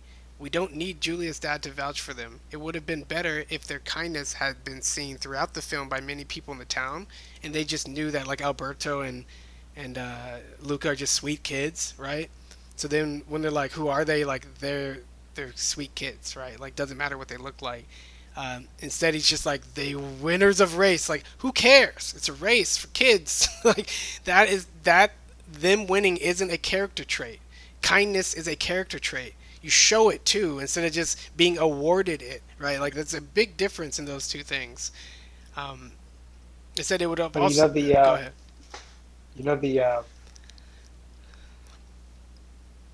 ending of the Pain arc when Naruto comes back to the village, saved everybody, and they like throw him up on his shoulders, like, yeah, Naruto. They do a montage of like basically all the greatest hits of Naruto, but then from the perspective of all the villagers. Mm, Like, oh man, can you believe it? Kakashi and his little team beat Zabuza. At Zabuza? They said Naruto was a big help. Nah, I'm sure it was all Kakashi. Whoa, did you hear that little Uzumaki kid got to the finals of the tuning exam? What? Can't believe it. I'm gonna have to check that kid out. Whoa, was it? He went to go get his friend Sasuke, but he came back all beat up. I hope Naruto's okay. Can you believe it? Peace with the sand. Wow, Naruto really did it. Hopefully there can be peace between the leaf and the sand. Oh, did you hear? Naruto lost his master. I hope Naruto's doing okay. Did you hear? Yeah, Akatsuki's after Naruto. Don't worry, we'll stand up for Naruto. But basically, like all the things are like, hey, people should be appreciating Naruto this whole time. They were, but they just show you like one montage, like right before they throw him up in the air on his shoulders, like, mm. hey, we did it. Hey, Yeah. hey, we did Yep. it. Yep. But yeah, that's what that reminded me of. Hey, he helped me in the town. Hey, yeah, he helped me with my fish. Yeah. Hey. Yeah. And it would have been perfect if they tried to earn money by doing things for people, right? And maybe they didn't even earn enough, right? But they were still willing to be kind to people and do errands for them. That's a classic. That's a classic thing. Not just like, how do we generate money? How about the guy sitting next to me? Cool, we got a lot of money. Like, man, earning money is one of the hardest freaking things to do as a kid. That's Honestly. interesting So, because in a small town sense, yeah. a lot is a lot of there's a lot of character credit. Like, Mm-hmm. yeah, sure, the job you did really doesn't deserve $5. I'm gonna give you $5. Mm-hmm. Stuff like that. I'm like, this is been talking about the Italian small town culture. I'm like, does that even exist in other small towns in the world? I know it's a particularly small town Western thing, but do they do that in Italy? Sure, they do. But this would be interesting just to see other cultures do what you do. Mm-hmm. Mm-hmm. Um, I said it also would have been neat if all the secrets they tried to keep were seen too. Like the cat saw through the disguise. It stands to reason that other people in the town saw as well. Kids always think others completely ignore them, but they're always being watched, kind of a thing, right? So that'd be cool if like the town already knew, or some people already knew and were fine with who they were. Like that'd be cool. You know what's interesting? Yeah. I think all Pixar movies, without exception, are master disguisers. Mm, Right? Remember what I told you about um, Robert Downey Jr. and his improv line in the first Iron Man. I'm Iron Man. Dun, Mm. dun. Like oh, yeah, let's just make his identity known. From that point, like, hey, let's not try to keep any of these guys' identity secret, besides, like Spider-Man and stuff Mm. like that. But like, yeah, they're gonna be just people. They're just out in the open. The Pixar films are like the exact opposite. They're still Mm. superheroes. Mm. Every film does such a like almost flawless job of keeping everybody's secret world identity secret. So yeah, like yeah, what's the Pixar identity bleed over? Like, what does that look like? I have no idea what that looks like. Mm. Remy was perfectly secret. Monsters were perfectly secret. Toys, besides Woody cheating at the end of the movie, Yeah. perfectly secret, right? Yeah, only a All few that people stuff. know the secret. Yeah, this was a little different. The town knows, and then he's just showing off to the kids at school when he goes to school. So you Uh, have like a kid catching a side eye, like, hey, I saw his tears hmm change his face screen. Yeah, crazy eyes. Like, yeah, yeah, yeah, kid, and like, something. Um, they should have lost the race. We can't have another Hey Arnold situation. You can't wait for Gerald and still win, boys. That's not life. Alberto should have been the one to recognize that Luca cared a lot about Julia. Because Alberto's just like, when we get the Vespa, we are out of here. He wasn't looking to make any roots or any ties, really. So he should have recognized that he was kind of that he was kind of detaching from emotionally connecting with people, kind of like his dad did to him, so to speak. And then he sees that Luca cares about Julia, and then he decides to lose the race by crashing the bike. This would have been a perfect example of the hearts influencing hearts idea. Like, how do people change, or what is the truth? If fear is dispelled by truth, and truth is given through kindness, and kindness is done through the heart, then that's the whole arc of your theme. So like, hearts and hearts. Luca couldn't abandon Julia, and Alberto learns to push his dreams away and not abandon his friend. What's really important, right? Not escaping, but embracing, right? Like, literally helping Julia up and embracing her. So and then I added a real quick comment, like punching the uncle's heart could have been a concrete metaphor for this. That was funny. That was funny. But yeah, like, you physically heart have a heart to heart. But yeah, they should have lost the race. It made no sense. The No lessons. one was even close, It, well, besides Bonzo. Alberto or Ericole was kicking kids, so stop that. Those Some of those kids would have won. But yeah, he kicked everyone else around and then left a couple of people behind. The kids should have been pissed, but they were just like, the kids were like, uh, They feared Bonzo. this still got kicked while you're riding fast down a hill. But yeah, um, Yeah, Bonzo got freaking scarred. Friends? I thought we were the enemy. yeah. What do you think? And pushed him in the fountain and threw his bull Yeah, scarf. yeah. So keeping with the theme of fear and how it influences people, the I so now we're looking at the rules and the story elements that tie a lot of these characters, themes, plot events together, right? And a lot of times I like to look really closely at things and figure out if I have a reason, like a reason for all these details or not. And I wrote, keeping with the theme of fear and how it influences people, the edge our boys had in the race should have been obvious. They were the best swimmers. They were the best swimmers. Maybe they can eat more. Maybe they're faster than the other. They can eat more food or faster food than the other kids without getting sick. But their legs and walking stamina is far worse, right? Like, they aren't good with their legs. So there's a combination of possibilities here that would have made the underdog team quite an interesting combination. What if Julia was the best eater? Assuming the boys keep their swimming a secret, it would have given credibility subtle, or it would have been incredibly subtle and masterful if the edge the boys have naturally comes from their nature of being sea monsters. Think about it. They practiced zooming downhill previously in the film, and though Luca wasn't afraid of doing so, he's learning to embrace fear slowly. So though Luca was afraid at first, he's learning to embrace his fear. Powering downhill is a great way to show this transformation. Side note, the reason Alberto could help the dad fish is because of his natural sea monster nature, but also because he steered the dad towards his island that most people stayed away from because of the rumors. That's like, Oh, is what that a what happened? Yeah, he's like over there. We're over a fish graveyard, but over there, the fish right about there this time of day. And he's just like, "You do know fish." But like, yeah, he basically brought a literal human closer to his island of solitude, which is huge.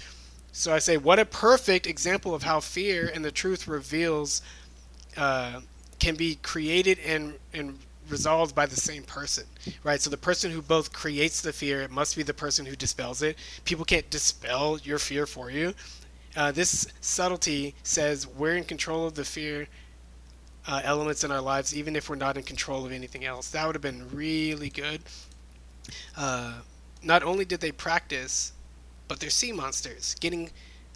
So this is why could they get the edge in a race going downhill when their legs are weaker? Like the reason is they're sea It's for monsters. swim. Okay. Getting flung into the sea is normal and fun for them. Other kids, wait for it, fear would have made them less likely to zoom down the hill. They take it slow and thus less likely to win the race. Consider this.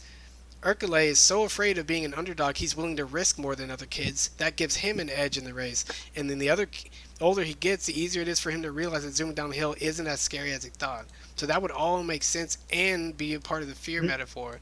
The fact that they'll go head first towards a cliff and not freaking freak out is because they're sea monsters and they have fine being tossed in the sea. That's so perfect because they demonstrated it earlier in the film anyway. Like that's their edge. That so now consider this. The reason they kept letting Urkele into the race is because the proctor of the town, or the rule person, is trying to protect his delicate ego. Urkele would then be painted as a character that is fragile and weak, just like all the other four major characters of the film.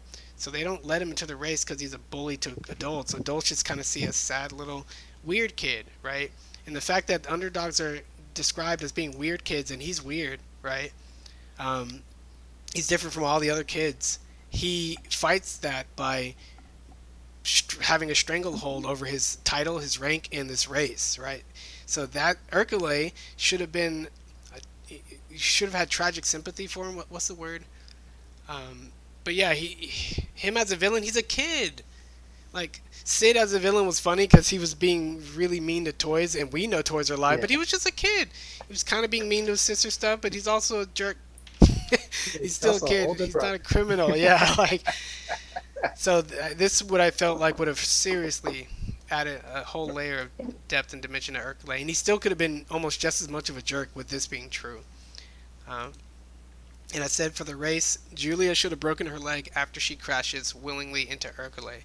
It's it's partially what her dad feared of her taking the race in the first place, and it could have shown that even when the scary things happen, it's not so bad. It would have been neat if Luca rushed to her side and held up a board to allow other kids to ramp over her fallen body, just like at the beginning of the film. Missed opportunity, right? It just turned just like this is what I didn't like about Up. It just kind of turned into a generic action movie ending, like fast Yeah. racing, Because kicking, throwing spears, like.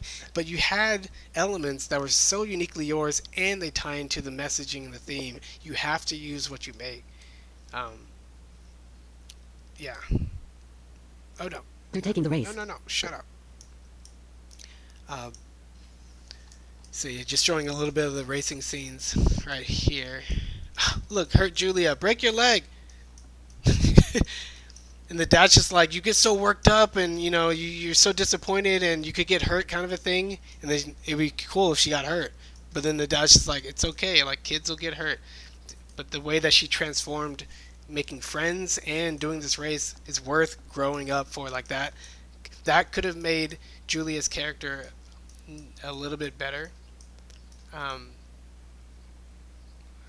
Man, look at this jerk. split kick. Oh, it's not split kick. Okay. Man, look how talented he is. Yeah, it's pretty good. Man, Like I he thought ain't that was lying. He cool. is good. No Yeah, lie. No cap. yeah. So this next section is called Julia's a Child. Julia was a chance to witness a character understanding and facing her fears. She finds out that there are monsters, is initially frightened, and then quickly accepts Luca and makes the very mature decision that he should not risk getting hurt. One, this is not how kids think. Julia should not have taken up a motherly perspective here. That's the job of his already overprotecting mother. Two, Julia seems to be unafraid of anything, but it would have been for perfect to hear from her limited kid perspective what she thinks happened to her dad's arm, and by extension, why her parents are divorced. She could have spun up a story about how a sea monster bit off her dad's arm to help herself cope with the idea that some things are out of our control. Maybe if her dad could find and fight the sea monster, that he could fight for his wife back. That's a super subtle thing. I'm not sure what it's called psychologically, like transference or whatever, but like you link these little narrative ideas together to create this one, like this will be it. This could solve everything. The film didn't need to go there, but I thought it had the pieces to do so. Um, cause she's like, my dad hunts sea monsters. No, he doesn't. Because you know why? Because at the beginning of the film, he says, "You don't believe in sea monsters, do you?" And in the middle of the film, she says, "You don't believe in sea monsters, do you?" That means nobody's caught a sea monster in any of their lifetimes. Nobody has any evidence, nothing. Sea monsters are fake. Like, it's scary in the water, maybe, but like nobody's actually killed a sea monster. So your dad doesn't hunt sea monsters. And the fact that he like throws up like a wanted poster basically of the sea monster on his board, like he's a fisherman. Like it wasn't really used. I think he should have really hunted sea monsters and maybe killed Grandpa.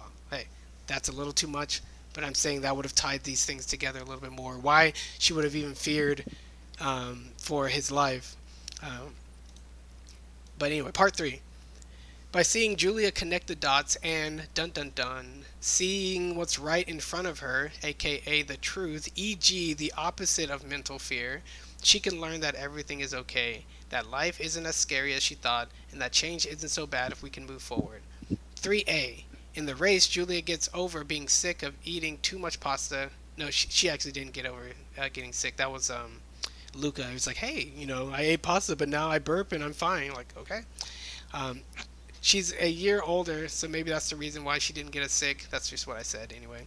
But it would be better to tie it in with her fear of getting what she wants. The closer she comes to getting what she wants, the more anxiety builds. The more she thinks that she'll be the one to mess it up and not some random factor out of her control. That would be an interesting reason why she lost all the years. Or she's just a little kid and the guy's too old. But anyway, she could have been the character that represented a fear of the control that she has. Not the fear of the lack of control, but the fear of control. She enters, so that's why she enters losing competitions, and that would be a significant reason why her dad would be so concerned with her entering another competition. Or like she's seeing the unstable mental psyche of his daughter. 3B. And after Alberto runs away and she's trying to understand everything that's happening, the kids could have focused on their race, just something concrete. Kids don't focus on big picture stuff and they don't make like grand protective sentiments towards each other. They just focus on like the little concrete things in their life. So they would have been like, what about the race? They should have been like, what about the race? They're trying to figure out something that they know is important, but they don't know how to reconcile some of the other crazy things that are happening. So I said she could have started crying. Bingo, because she trusted others and thought that they had a shot of winning the race, and now that their trio is down to two, oh, then she could have revealed that her inner voice tells her that she's going to lose every year. She has a Bruno too. She doesn't believe she can win despite pumping herself up, and we see her choke back tears, and all of a sudden the camera spins and we see Luca crying for the first time in the film, and he transforms right in front of her from his eyes basically, and that they come to an understanding by sharing in their sadness. Keep this in mind for the climax of the movie. Sharing sadness and embracing life for what it is, sea monster or not, it's the heart of the film. Julia could learn that it's okay that reality is sad sometimes, which also ties into a your parents aren't getting back together kind of a thing.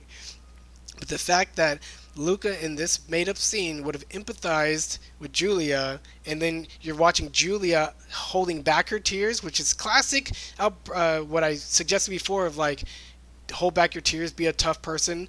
That's a metaphor for not being your true self and not letting yourself truly embrace what we come to learn in the film as being the difficulties of life, that life is complicated and things don't go your way and sometimes it's sad.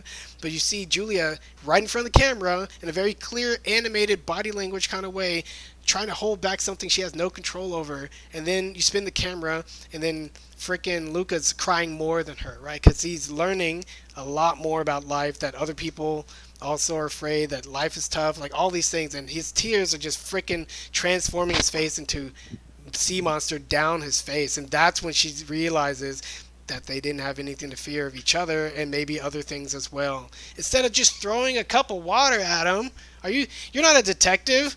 Like, you're a kid. Do stuff that kids do, as in cry and not understand what's going on. But I thought this scene right here would have been S tier. S tier. It's so much of what the film was already doing, so much of the rules that were already presented, and so much of the setting and the plot progression that they already had, but they just defaulted to quick plot explanators and then pushing people out the door like Star Wars. Come on, gotta go. You can't be in here. It's too dangerous. Gotta go. Like, just sleep on it or whatever. Like, you're not that. Luca's definitely not in that much danger. He didn't have to be like pushed out the door, but he kind of left. He's like, sorry, I'm leaving you forever, kind of a thing. So I just really felt like the plot didn't need to accelerate like that, and he didn't need to break up the team either. Um, yeah.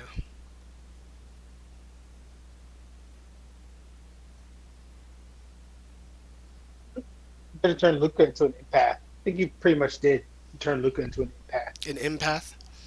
Yeah. Yeah. Around Alberto, he takes on Alberto qualities. Hmm. Around Julia, he takes on Julia qualities. Yeah, and that's You're what like kids do. without Alberto and only Julia, who would become more emotional in Julia's emotional moment. But Mm, with Alberto there, Julia becomes frustrated with Bonzo. He's like, oh, I'm deciding to travel it or side with Alberto. mm, And then that was one of the things Alberto was seeing there. Short history. Someone invade their short friendship they made, right? You're like, mm. hey, what's this Julia? What's she bringing to this table? Yeah. She's not gonna ride away with you. I Yep. am. And this scene, Very cool, yeah. this scene too. The reason why it's not very strong Pixar wise is because it's a it's like a straight up dialogue scene of just two people looking at each other, like no setting, no unique situation where they're like hanging out of a tree or in a jeep that fell off the side and is hanging in a tree. Like, nothing is unique about this, and the fact that the water is just there just to splash his hands, and the fact that only the hands got revealed, like, really, like, more.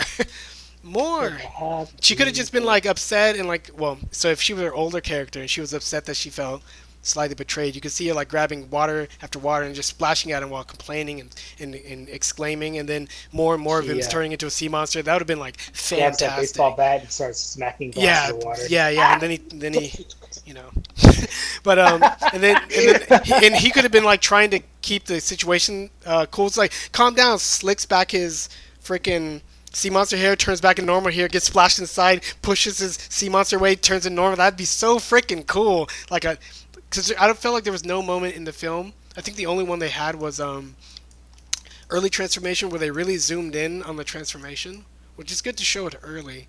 Um, Somewhere around here where they show his scales transforming and really zooming in on it. It looks really cool, but from then on, the transformation was just a part of the story, and not as like the reason for any scene or used for any thematic, emotional conveyance. I mean, uh, which design do you think came first, the human or the fish?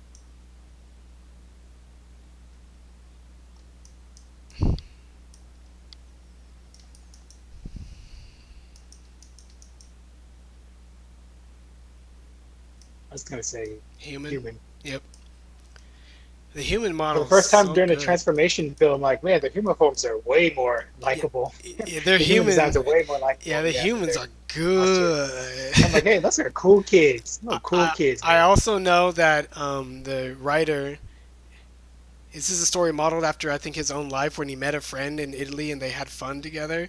And I Mhm. think if he imagined telling the story in any capacity, he would always imagine it from his life first, which means he's a human. He probably imagined this as a kid and then came up with a twist. So I would say human Yeah, first.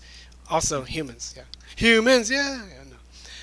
especially when they end the movie with them basically living their lives as Yeah. humans. Oh, so Are you like, that was so Wolf Children.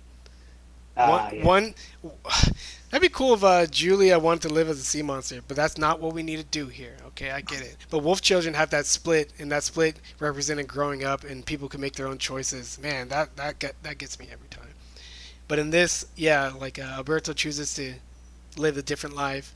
He chooses to let go of Luca, but nobody wanted to be a sea monster. That's because it's boring down there. Yeah, it sucks. Oh, and the fact that we know it's boring is because the grandma comes up every other weekend, right? So that means life is a balance. At least the sea monsters in general find it more interesting to be in both places. So yeah. The final little blurb I have is Luca learns mother spurns. As Luca finds out more and more about the world, so I'll show you the scene. It's when he is imagining the world right here. And she's showing him the stars, and he's imagining these beautiful shots. Jeez, fun.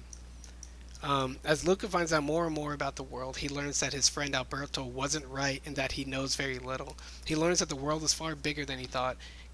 Alberto really thought he could Vespa around the world. He just doesn't know anything. Um, he should have also learned that the world is also a lot more dangerous than he thought. The planet Saturn is made up of gas that will crush and kill you if you set foot on it. Wow, he would think, realizing that the world is kind of overwhelming. Luca could have thought back to his mom and better understood why she was so protective. And if we throw in a detail like Luca's grandpa died by a land monster, that would have justified her fear. Um, but basically, the whole like, mom, I love you, like, the film wasn't about love. It was about fear. So like, unless you can find a way to wrap that into that, that was just generic mother doting, which is the word of the day, by the way, doting. But like, if he was just like, whoa, everything I learned about is dangerous. Like the stars could burn me to death. Saturn would crush me. I can't run on Saturn. Like in the same time that he's imagining these new concepts, he would also imagine a lot of the danger that could go with them. And he should realize like, the world is a little more dangerous than I thought. Like you could die if you're not careful doing whatever thing. And then he's like, that's kind of what my mom was saying. And like, oh, okay. That would have allowed us to realize that he understood his mom as being a one thing in the one hand and now a more complex thing in the other. And they would meet. And then at the same time, with my other suggestions, with the mom seeing her son being a new sort of more confident and powerful version of anything she thought he was, would have been her realizing that the complexity of the world has positive effects too, and then they would have met in the middle. It would have made sense. Right now, it's just a little detail. It doesn't really tie into anything important. But yeah, those are my thoughts. Those are all my thoughts on Luca. I thought the film has enough of these pieces for me to think that they were super close. That's why, and I enjoy the film just watching it straight. I've watched it twice now, so like it's why it pretty much landed in the A category. Pixar films have these pieces, which makes them so interesting. The ones that get S actually tie them together um, without needing these like plot contrivances or to usher the plot along. One of the examples the guy gives in the video is in Coco. He's like, go on this fetch quest looking for this person. You're like, that means we can just have our main character go to this place, this place, meet this character, and just kind of push the content in the film through this like fetch quest of sorts. But the better Pixar plots and the better plots in general feel like they're springing naturally from very um, reasonable character responses in unique situations. So Toy Story, like getting lost and having to get back. Um, and then like Wally, I felt was a super tight film. And then Nemo swimming away and then swimming back, like those, that all makes sense, right? You don't need to do too much more um, than just realize the immensity and the odds of what they're trying to do, and then just play the story straight from there.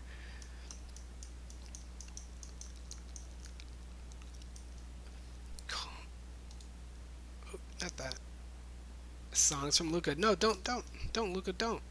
I think I want to, as briefly as we can, touch on some of the things said in these um, video reviews for Luca, because people are crazy. But All right, right, as You a know, side sometimes I feel like the before we jump into the oh videos, yeah, yeah. these are the top 25 Tom Hanks movies, or the movies with Tom Hanks in them. Not some of them barely even have in the movie. Mhm. Uh, Let me go backwards. Try to note if you know the movie at all. Try to note if Tom Hanks is a acrimonious character and not the affable, bubbly person we know him to be. Let's see. Larry Crown. Don't know that one. Elvis has left the building. Don't know that. Da Vinci Code and Angels and Demons. I think he plays that straight. Road to Perdition. I forgot about that. Uh, he's on his little revenge plot. But I think even though he plays a dark character, you side with Tom Hanks in that movie. Mm. Sully, freaking Mr. Fantastic, Sully. Catch Me If You Can, the lovable Carl Henry. Mm. Charlie Wilson's War. I think he was just supposed to be a normal kind of like shady politician. You can put that. That's the Terminal, Mm. Castaway. Mm. Funny when man meets nature, it's hard to see traditional human-like qualities. So, so that's just like nature man. Let's see, Sleepless in Seattle and You've Got Mail, freaking rom-com Tom Hanks. The Post. Oh, interesting. I need to watch that. Captain Phillips. Listen to me. Listen to me. What little I saw that movie. Mm. He's straight Oh, yeah, man look Tom at me. Hanks. Look at me. I Yeah, am the look at me. captain now. Saving Private Ryan, the OG. Um, Beautiful Day in the Neighborhood. He plays freaking Mr. Rogers. Mm. Oh, I was just gonna say before. I guess his closest like Woody role is in A League of Their Own. There's no crying in baseball. Nice. You're like, hey, this guy's being a jerk, but I still like him. Number three is Forrest Gump. Number two is all the Toy Stories, and number one is Apollo 13. So yeah, almost all of his roles, he's like the best guy ever. Yeah. Anyway, yeah. Oh, another thing to say about Luca's ending, like they rushed the race and then they had like a little conversation at the end. I felt like the film took so much time at the beginning to set things up. It was so smooth. Like everything felt like it was nicely paced, and they gave every scene weight and attention. You can see by the pictures around the rings that most of the scenes are full. Like not quickly to get them from one place to the other. Most scenes are full. And then you get to the end. They could have spent a lot more time in the ending. The dinner that they had could have been longer and more meaningful. They didn't need to like surprise Luca with a school trip and then a magical like your parents are here and they're all saying goodbye Yeah. I said, like hey, just tell the it boy. could have just what Ghibli films and other films do. I think it's just they fade and they cut and then you see him at school and you're like what and he's like it's been 3 months since I left. What is it? Po- Porto Rosso, which is red Yeah, port, inspired by yeah. Porco Rosso, by the way. Is it? Yeah, the Yeah. creator said he was a fan. So then and he's like, yeah, and life is different now, but you know it's good. And then you could show little clips of people having already adjusted. But I feel like this turning point right here, where he's on the train, is a cool scene to end on because it's like half raining, half sunny, and he's going into a human world. And the little things that they do here, like physically letting him go with his handshake and not knowing what the Italian meant, so he's like, "Go learn for me, man. Like that's your dream, it's your thing." So those are good details, but I just felt like in general this whole scene and the fact that all this wrapped up in roughly like a few minutes. Let's say I don't know what handcuffs a Pixar film's runtime. You know, Say it like hey, again. I don't know what Oh, I don't handcuffs at know. runtime. Yeah. Yeah, handcuffs a Pixar film's runtime.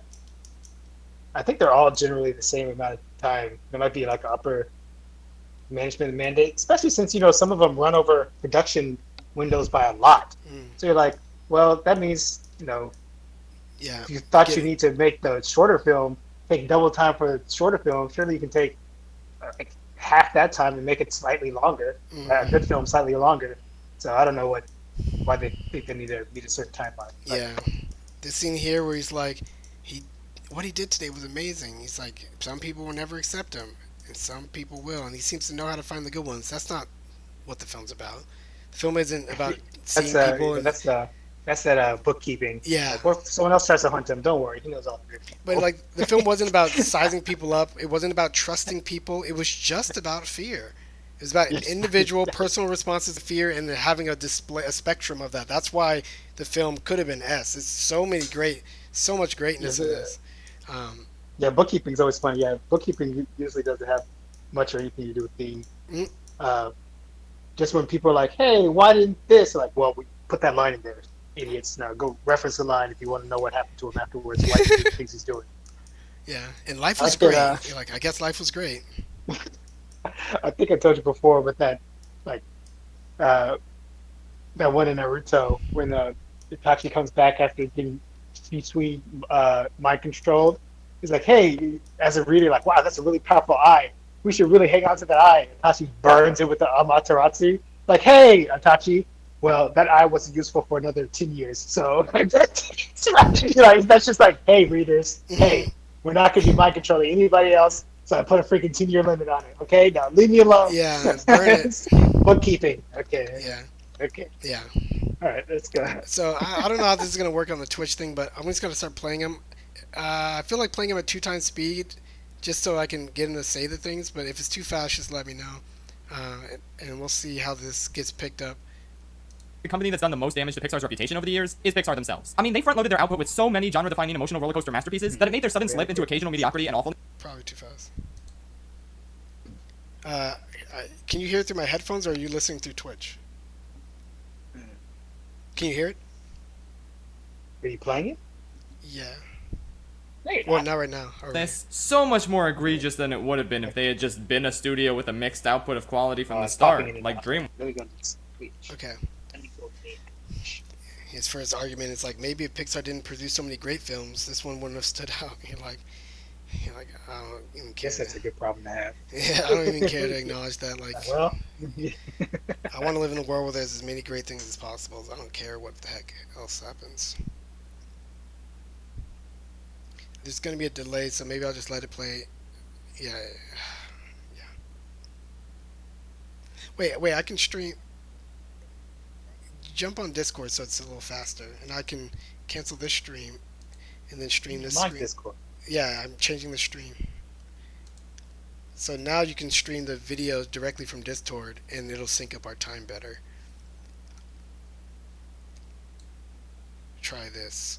Over the years is Pixar themselves. Okay. I mean, they front-loaded their output with so many genre-defining emotional rollercoaster masterpieces that it made their sudden slip into occasional mediocrity and awfulness so much more egregious than it would have been if they had just been a studio with a mixed output of quality from the start, like Oh, DreamWorks. goodness. And while that's true to an extent, for me personally, a bad movie is a bad movie, regardless of the name of the studio attached to it. A lot of people tell me that I'm too hard on films like Brave or The Good Dinosaur or Onward because they're only bad compared to the rest of Pixar's lineup. They're actually perfectly fine movies that just have to struggle under the weight of expectations associated with the Pixar brand. To that I say, no, they're bad movies, at least in my opinion. I don't care if they came from Pixar or Illumination. I still wouldn't like them for reasons Good I've brought up Dinosaur plenty of had times nothing before. bad. Now, I wanted to bring this up before talking about Luca, Hmm. because this movie is another one that doesn't seem to be living up to the Pixar standard on paper. Pixar movies are supposed to make you cry or feel or think. They're supposed to be child-friendly, whimsical adventures while also being deep, emotionally moving experiences that get better as you get older.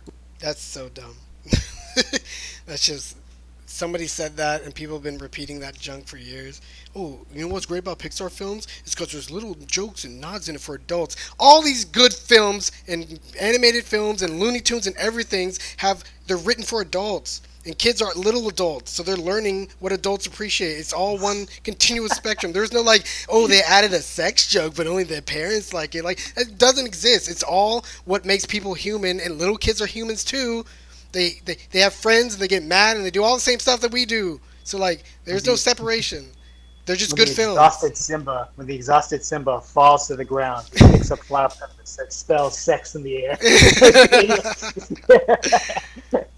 Anyway. Luca is not that. It's not a Wall-E or a Toy Story or a Coco or a Soul. It really just is a movie about two sea monster bros chilling in an Italy town 6 feet apart because they're not gay. The conflict of the movie is they want to win a race why to get people money gotta to do buy that? a Vespa. Well, there's a whole running thing about people that, and then people investigating. It doesn't matter.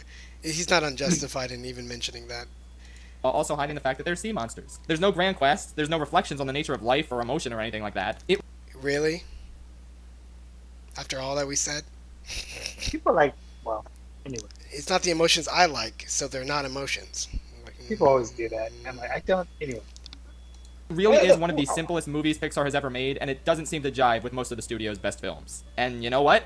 This is the most fun I've had with a Pixar movie in 11 years. It's so refreshing to get something this simple and inherently likable from the studio, while also not being boring or aimless. Plus, the fact It's basically like a Nicktoon. It's like a really good like mini series of Hey Arnold or whatever, like 2 episodes, maybe a long Christmas special. It you watch it in pretty much like one solid sitting. There's not too many scenes and not too much change that happens. It's like a Nicktoon. That's funny. Funny, the criticism about the bike ride, the triathlon. You're like, well, I mean, that was. I mean, we compared it to Hey Arnold and Field, but you're like, that's how the scene was set up in Hey Arnold. Like, Mm. we all knew Jared was going to show up, right? Or we all knew they're going to wait for each other and be friends. We all knew he was going to ride the bike with you. Like, what did that reinforce? Like, things you already knew. They're already friends, right? Mm. Like, yeah, it did have that feel to it. You're like, oh, what did we learn? How did that support the theme? Yeah, kind of did, but Yeah. Yeah. fact that the story is as basic and unambitious as it is means that most of the movie honestly flows better than something like Coco or Soul. We love the It's lame when people say the simple things are unambitious. Like the Frederick Chopin quote, where like after all those notes and all that complexity and all that, the end result of high quality art is simplicity, right? Like you're supposed to make things come across clearly and simply, even if and doing that takes a lot more craft, design, and careful work than you think. So like, when people say that about like, oh, Nintendo games, yeah, they're just simple. Like you have no idea what you're talking about. it's interesting. I don't. Small town stories are inherently simple. Like, I guess, well, you can always break form because Groundhog's Day is that, right? They use the small town simplicity to be able to layer it up over and over and over Mhm. again. So that's interesting. Anyway, Mm. those movies for their ideas and their emotional moments, but the events that happen to get us to those emotional moments are kind of fetch questy and don't flow amazingly well. Like in Coco, why do we need to go to all these places where Ernesto might be, only to find out, oh no, he's at this other place? Well, it's because the movie needs to space out its emotional beats, so here's a filler quest to try and find him. And in Soul, that barbershop scene is really compelling and great. How did we get to this point? Oh yeah, Joe as a cat tried to cut some hair that looked perfectly fine and also was covered by a hat, so it didn't even need to be cut. And Inside Out is just like Contrivance City. I don't even need to get into that one's order of wait, events. Modern that's Pixar not movies even, are that's a good setup. first, of all, first of all, that's a very white guy thing. to Yeah, I say. was about to say like You have your hair cut under, even if it's under a hat, bruh. you gotta be a professional. Yeah, Anyway, and they don't realize that black people. He may not realize black people get their hair cut like very close Yeah, to the actual I events. gotta they get that. need to do. Yeah, They gotta get the cleanest cut, and also it's about image and it's about stepping up into roles. Like, come on, man. Yeah, So it is funny that the cat, but then like yeah, the reason it wasn't a cat that did his hair. He was trying to do his own hair, which is also funny because that's how a lot of oh black yeah, people like yeah. saving money anyway, by cutting their own hair in the comfort of their own home. Anyway, but what he means, yeah, like what I was saying before, and kind of reflecting on what he said. Luca's so simple; it's just kind of like up a hill and down a hill, and that's really what allows so many of the plot to flow smoothly for things to fit. But it's also why like the ending felt so much rushed, so much more rushed, because everything else was super. Like you see a thing in the island in the distance, you go to it. Then you see a thing in the distance, you go to it. Like yeah, we're going somewhere.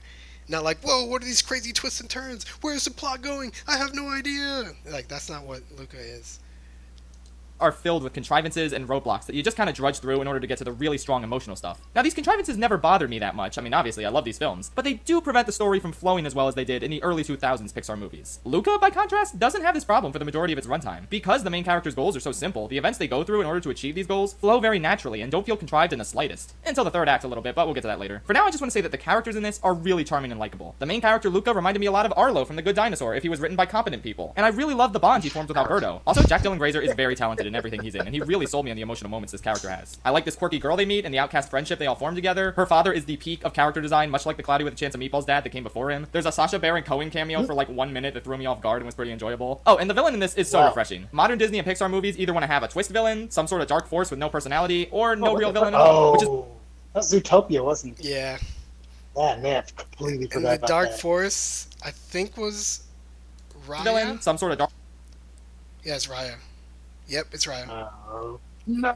Yeah, Dark Dark Force Force. with no personality or no real I villain watched at that. all. Which is why it's so great just to get this asshole rival villain in the same vein as Chick, He Hicks, and looks like he's Skinner. Hell, claymation. look at his It's upper so lips. good They just looking. straight up look exactly like Skinner's upper lips. Truly iconic. I was very It's, entertained by this character. Aside from the characters, I like how simple the rules of this universe are. Sea monsters look like human on land, but then they turn back into sea monsters when they are wet. They herd fish, who are kind of like sheep. It's not horribly confusing and absurd like it is in The Good Dinosaur, where some of the dinosaurs are like dogs and some aren't. Oh wait, I might be Man, thinking of Dinosaur in a golly, Disney just- movie. Man, Yeah, Disney. that was just like it's also like the Yeah. ladybug flies, slug bug flies in cars. I'm like, I don't know how to think about this.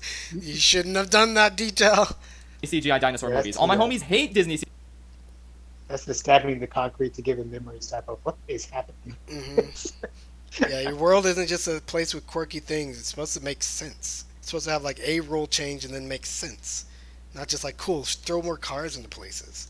CGI dinosaur movies. Point is, the rules of this movie are very clear, and they don't break them at all, really. I also never screamed, "Are these humans blind?" at the screen like I did in Toy Story 4. I think these sea monsters covered their tracks pretty well, and it was all believable. And this movie has pasta in it. So much pasta that I got really hungry halfway through and just ordered some. It was delicious. I give this movie bonus points for its That's pasta. cool. This is how I judge movies now. Please respect my decision during this difficult time. Okay, so wow, this movie sounds very fun and charming and enjoyable and kind of the best thing Pixar has made in over a decade, right? Well, I'm not really sure, because compared to something like Coco that just knocks everything out of the park in its final act, this one kind of falters a bit in that part. I guess we'll get into spoilers here. Skip to this time frame to avoid. So as the movie goes on, Alberto suddenly gets jealous that Luca's spending so much time with the girl. He's justifiably afraid of losing him to the heteros, but I think he acts like way too much of an asshole during this part of the movie. It becomes clear why he doesn't want to lose Luca, but his actions at this part of the movie and I have to research this later.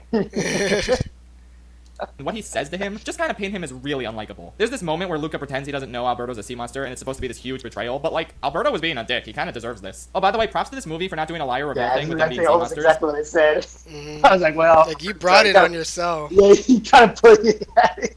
See, It see, forced that's him to an impossible decision. See, that's when there would have been interesting if it was like, not that he expected Luca to transform and be like, "We are both sea monsters," but what if they said something about sea monsters, like they're all bloodthirsty, they have no souls or whatever, and then like Alberto takes that personally, and then he's just like, "Yeah," and you're like, "Oh man," like because they both are sea monsters, and he knows that he's a sea monster. Him agreeing with them cuts extra deep, right? He's not just playing to the scenario, but he's like saying something that's semi-truthful.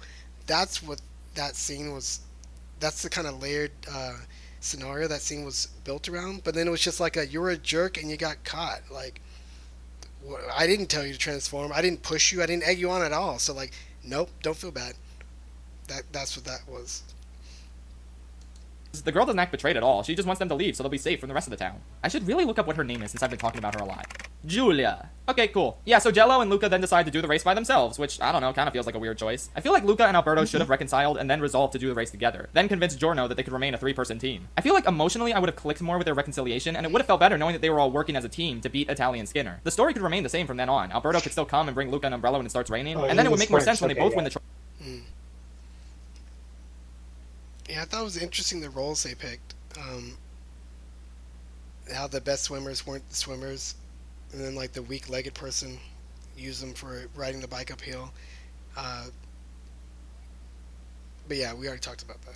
trophy at the end, considering as is, Alberto technically wasn't even entered in the race, so Luca's really the only winner. Why couldn't it have just been all three of them are the winners? I just don't get it. Overall, this race has just got a lot of stuff happening in all sorts of different directions, and it's not the best so climax good. ever. Plus, I feel like this town accepts these sea monsters a little too quickly, considering how much anti-sea monster imagery there is here. I don't mind the dad accepting them, but this is kind of like that every villain at the end of Shrek the Third decides not to be evil thing again. Just give them a little time to get used to the idea, I don't know. But then again, it didn't bother me too much, because it's not like this whole sea monster prejudice thing is really the focus. The focus is just on these really strong friendships between these really likable and fun characters. This movie is very comparable to a slice-of-life Ghibli movie that studio would make in between their more ambitious projects. And that's the kind of film that Pixar has never really had the opportunity I was to make. gonna They've only say! ever been expected to deliver a I just don't remember them very well, so I don't reference them. Only Yesterday, Whispers of the Heart, something like that.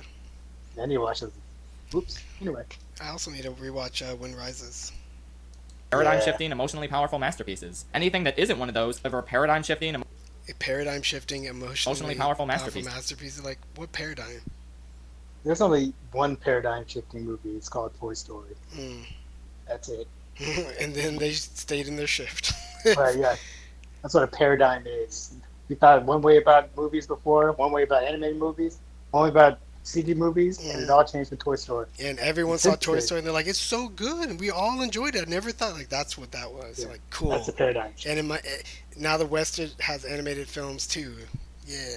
Anything that isn't one of those can and has been construed as a failure by a ton of people. But it's time to break out of that mindset. A Pixar movie can simply be a really fun time. They don't have to change the world. Luca is just that. A movie that doesn't try to be anything it's not and winds up all the better for it. It's hard to say if I like it better than Coco or Soul, because it is a very different type of movie trying to accomplish very different goals. But I'm gonna give it the same score I gave those movies, an 8 out of 10. I had a blast with this movie and I highly recommend checking it out. Even if it's not the best thing that aired on Disney Plus on Friday, June 18th, 2021. Watch The Bad Batch, you guys, I'm begging you. Buena notte. Yeah, that was Man, hardly a heck review. no. He said Ain't no almost sorry. nothing and just stayed on a high level with a bunch of fake history. Like a ton of people hate it, and it's not a groundbreaking masterpiece because we measure that kind of thing in masterpieces. This little Richter scale that we built for it. Like no, all that was just fluff and commentary on top of things. So That's crazy. I don't know. Like, I don't know. I, I don't know why anyone would think. Well, ah! I don't know why anyone would think those CG Star Wars shows are good. yeah, I mean, like yeah, it's better than a Pixar movie. I'm like, you are out of your mind. Maybe better than Good Dinosaur. That's about it. oh man, I'd rather watch Cars 3. Cars 3 was alright. yeah. Cars 3 was all right. Yeah, Good Dinosaur is just like not a good. Yeah, I put Cars 3 and we'll see. I put them on the same tier, but Yeah. I just didn't have the tiers. Luca is the latest film from Pixar, and it's on Disney Plus this weekend. So when a sea monster named Luca meets a boy named Alberto, who also happens to be a sea monster, they're able to disguise themselves as humans, and they venture to a small town on the Italian Riviera to enter a Vespa race. So I'm not going to get into spoilers, of course, but like if you just so happen to not know anything about this movie like I did going in, I will talk about certain plot developments early on that I didn't know were in the film. And so if you really just want to go in completely blind, or if you've seen the trailer already, you're probably going to be fine. As usual with every Pixar movie, this thing looks amazing, and it sounds amazing. The voice work is top notch. Everyone's really good in the movie, and it has really valuable lessons for young kids, especially when it comes to not hiding who you really are, not being ashamed of who. Those aren't the lessons. This is the kind of stuff I was talking about. People are like, "Oh, cool, a movie with a moral. It must be this." Like, it wasn't about not hiding who you really are. Like, and it wasn't about not being ashamed either. It was just their reactions to fear and being put into new situations because life is all about new situations as they grow up. It's a coming of It's funny, age, not an identity. people are like, oh, it's a movie about was it True Identity? What was it? What? Not hiding who you are. Oh yeah, he said not hiding who you They're are like, and being ashamed of who you are. it's a movie about not hiding who you are and not being ashamed of yourself. So I found it really confusing when Gianna wasn't more upset that they were hiding their identities from her.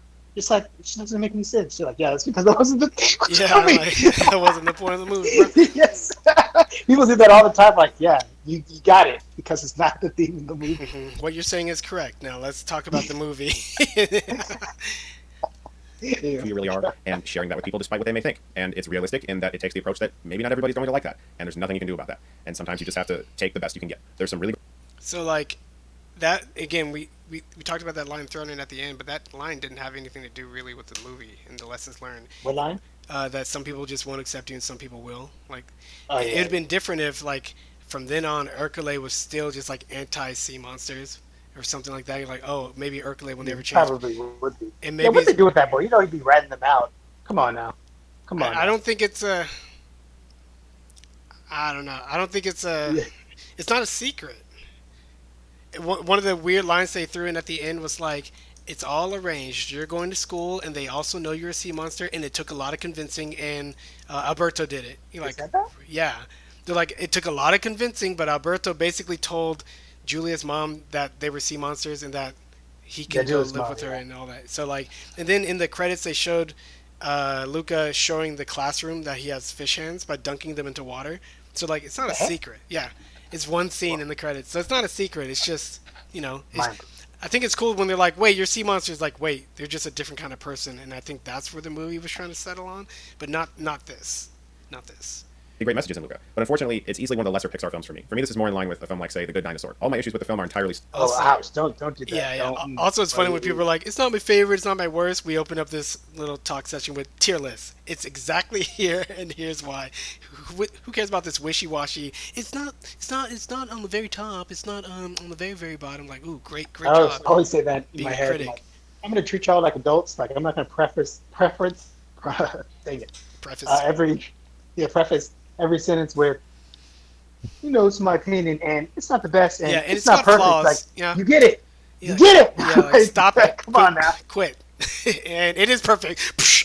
No. Yeah. Like Tetris, this game is perfect. Yeah, Anyway. I like people who do that. Like, it's not perfect, and then I come in. I think this is perfect. Bold. story. It has nothing to do with the technical prowess on display or the actors, it's the story. First off, I don't really understand what Luca does under the sea. The film begins with him sort of leading around some mindless fish. As a sea monster, he has a personality. So does his family. They all have lives and they can talk, but I don't really understand what it is they do. I understand that they're afraid of humans, they're afraid of being killed or being found, but when Luca walks out of the ocean into the fresh... It's such a bad comment. What do? They live. Yeah, That's their that's what home and that's their livestock. the agrarian lifestyle, buddy. Come on now. Yeah. Also, it's a setting, right? It's your first Yeah. scene to get into the story. So like, you don't need to back explain every single aspect of society. We get that they've been alive for a while. air and meets Alberto, he changes into a human being. The film makes no attempts to really explain this transformation, why it happens, why water turns them back into a sea monster, and why on land they don't look like a sea monster. There's certain I don't know why people say that. No film goes that deep into what the heck's happening in every detail. The obvious answer is these are sea monsters, and like part of the lore and part of the kind of conception of that from our real world is that they have transformative abilities and they can live in sea and maybe disguise themselves as one of us. So that's just like what a sea monster is, especially in this particular depiction. But you don't have to explain that. We see it. It's part of their normal lives. It's like explaining why they're blue too. Like they didn't explain why their scales are blue. Like they're sea monsters. Like it's a given premise. Now start telling your story based on that premise. Yeah, when people kind of fish for the kind of plot hole, this is not realistic, this didn't make me feel a thing, that means they're not really looking at the film for what it It can is. be It's a story. can be plot hole hunting at the beginning of the Yeah, movie. a long time ago in a galaxy far, far away. Wait, hold on. How many How's this a galaxies? long time ago? That No, doesn't make any stop. sense. Just stop. Just stop. We got to get going You don't here. even have spaceships now. Doesn't make any sense. We got a movie to talk about. certainly could be attributed a deeper meaning to this transformation than perhaps the film wants to go into. But for the most part, you don't really know what Luca does underwater. And once he meets Alberto, who's also a sea monster, Alberto has a sort of warped view of what the world is really like. He thinks the stars are called fish. He blurts out Italian, has no idea what he's saying. He's just repeating things that he's heard. He has a poster of a Vespa scooter, and so he believes that a Vespa scooter is like all you have to get in life. It's what It's an interesting detail I noticed when he wrecked his home. Where is it? Oh, well, the stream will see it. When he wrecked his home, you look up and you see a poster on the ground. It's a Vespa poster, and behind it is the chick marks that he had counting the days from when his father might return. What's interesting about that is it's literally the same spot that covered up where the marks are. That's where he put the Yeah. poster. So it's kind of like saying, I have a wound here. They're like marks in the wall. They're scratching out the wall. I'm going to cover it up with whatever. And then it just happens to be a poster that says Vespas are what is freedom or is life or something like that. And then he super just directs his life towards Vespas. That's I mean, there's a whole bunch of psychological words, but it's when you replace a need of one thing for another. Transference. Yeah, I don't Transference. know. Just keep Yeah. saying transference, Richard. You almost got it. No, I don't got it. But that's what that was. It's cool how they didn't really need to explain it more than that. You just see like, oh, so what everyone should be dreaming about. And so that becomes their entire goal. For the first half of the movie, it's a literal fish out of water story. And so you're watching characters that are very clueless and they don't know anything, which made it difficult for me to get invested in the story. It felt very aimless, which I believe was the point. It's that makes no sense. You by the time they get to the city, you know what's up. Come on, it's a simple story. Yeah. It's not aimless. They're trying to get the Vespa and see if the life that they think they can imagine for themselves can actually happen because they're kids and they don't know better. It's easy. It's sort of supposed to be this wondrous summer where you're coming of age, you're discovering things about yourself, but it doesn't really feel like anything of merit is going on. The other issue I had with the movie were the stakes. They're very low. Obviously, being discovered that he's really a sea monster is a problem. If it rains, that's going to be an issue. If somebody splashes water on him, that's going to be an issue. It's kind of like Ranma 1/2, a great anime if you've never seen it, but a character in that show transforms from boy to girl if there's splash of water. This film may or may not have been inspired by that, but it's clearly inspired by Hayao Miyazaki's films. The town is called Porto Rosso, for instance. But again, going back to the stakes, yes, people might find out that he's a sea monster and get upset or try to kill him, but his parents are also searching for him in this town because they're upset that he went out of water on land. Wait, he said the stakes are low, and then he said yes, people might find out and kill him. Excuse me? That's the highest stakes you can do. The whole film was afraid people being afraid of death. That's why when the mom said the land monsters are here for murder, they're not here to chit chat. They're here for murder. You're like murder. Wow.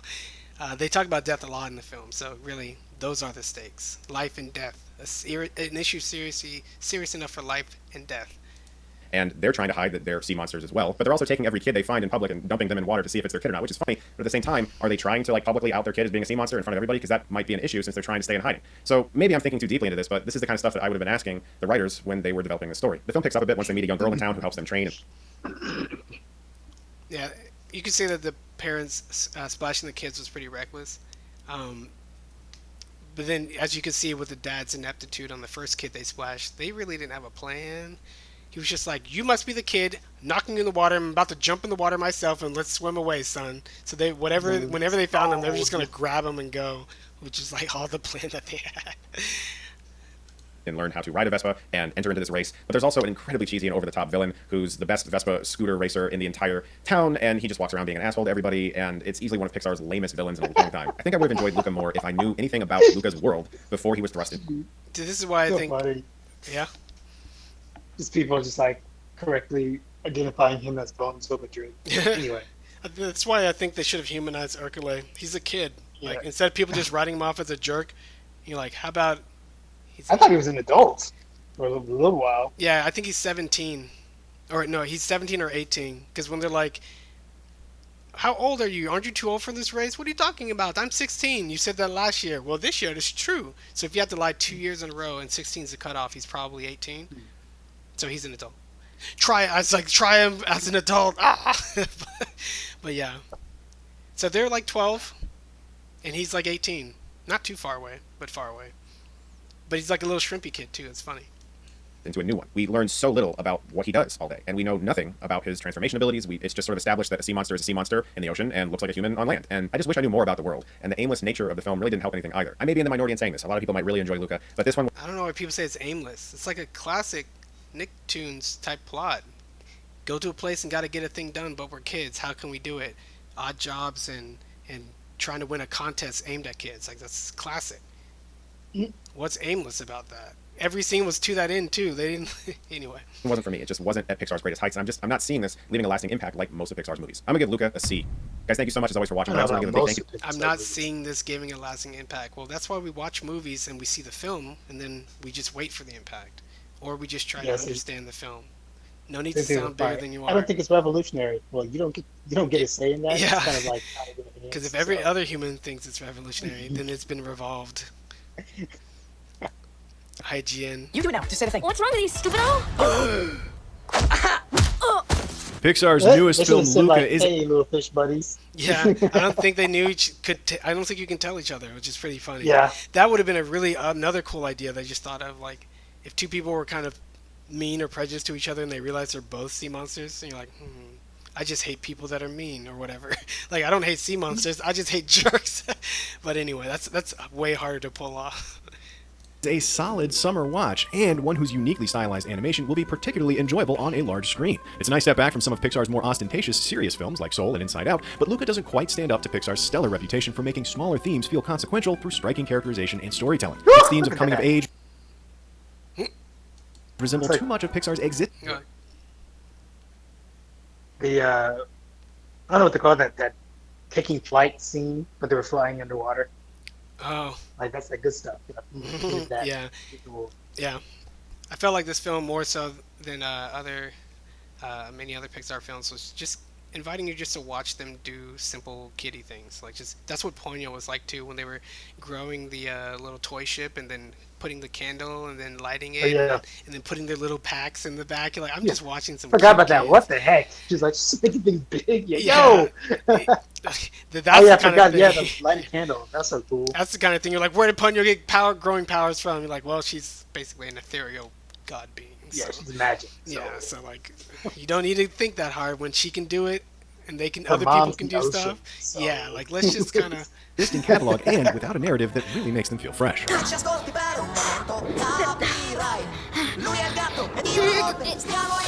Wow, Luca. That was hard to watch. You, coming? Luca is set in the That would sun-baked be hard to Italian sea watch. town of Like, Ponte Rosso and in the nearby Mediterranean waters where a shy young sea monster Luca lives with his family. That's Fans of The cool Little Mermaid might transformation. find this premise familiar. Luca's parents forbid him from going to the surface due to the threat of local fishermen.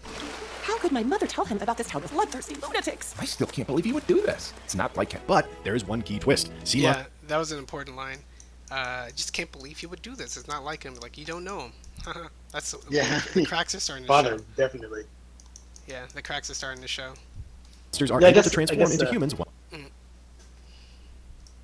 yeah, that sense, like the mother who doted over him was just as clueless as the father who did, Yeah. who ignored him.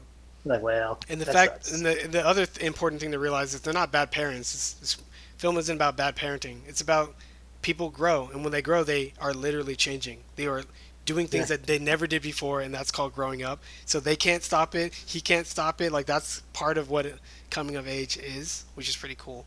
So yeah, it is important to be dumbfounded sometimes. So like, our little boy is not a little boy anymore. Is basically what's happening.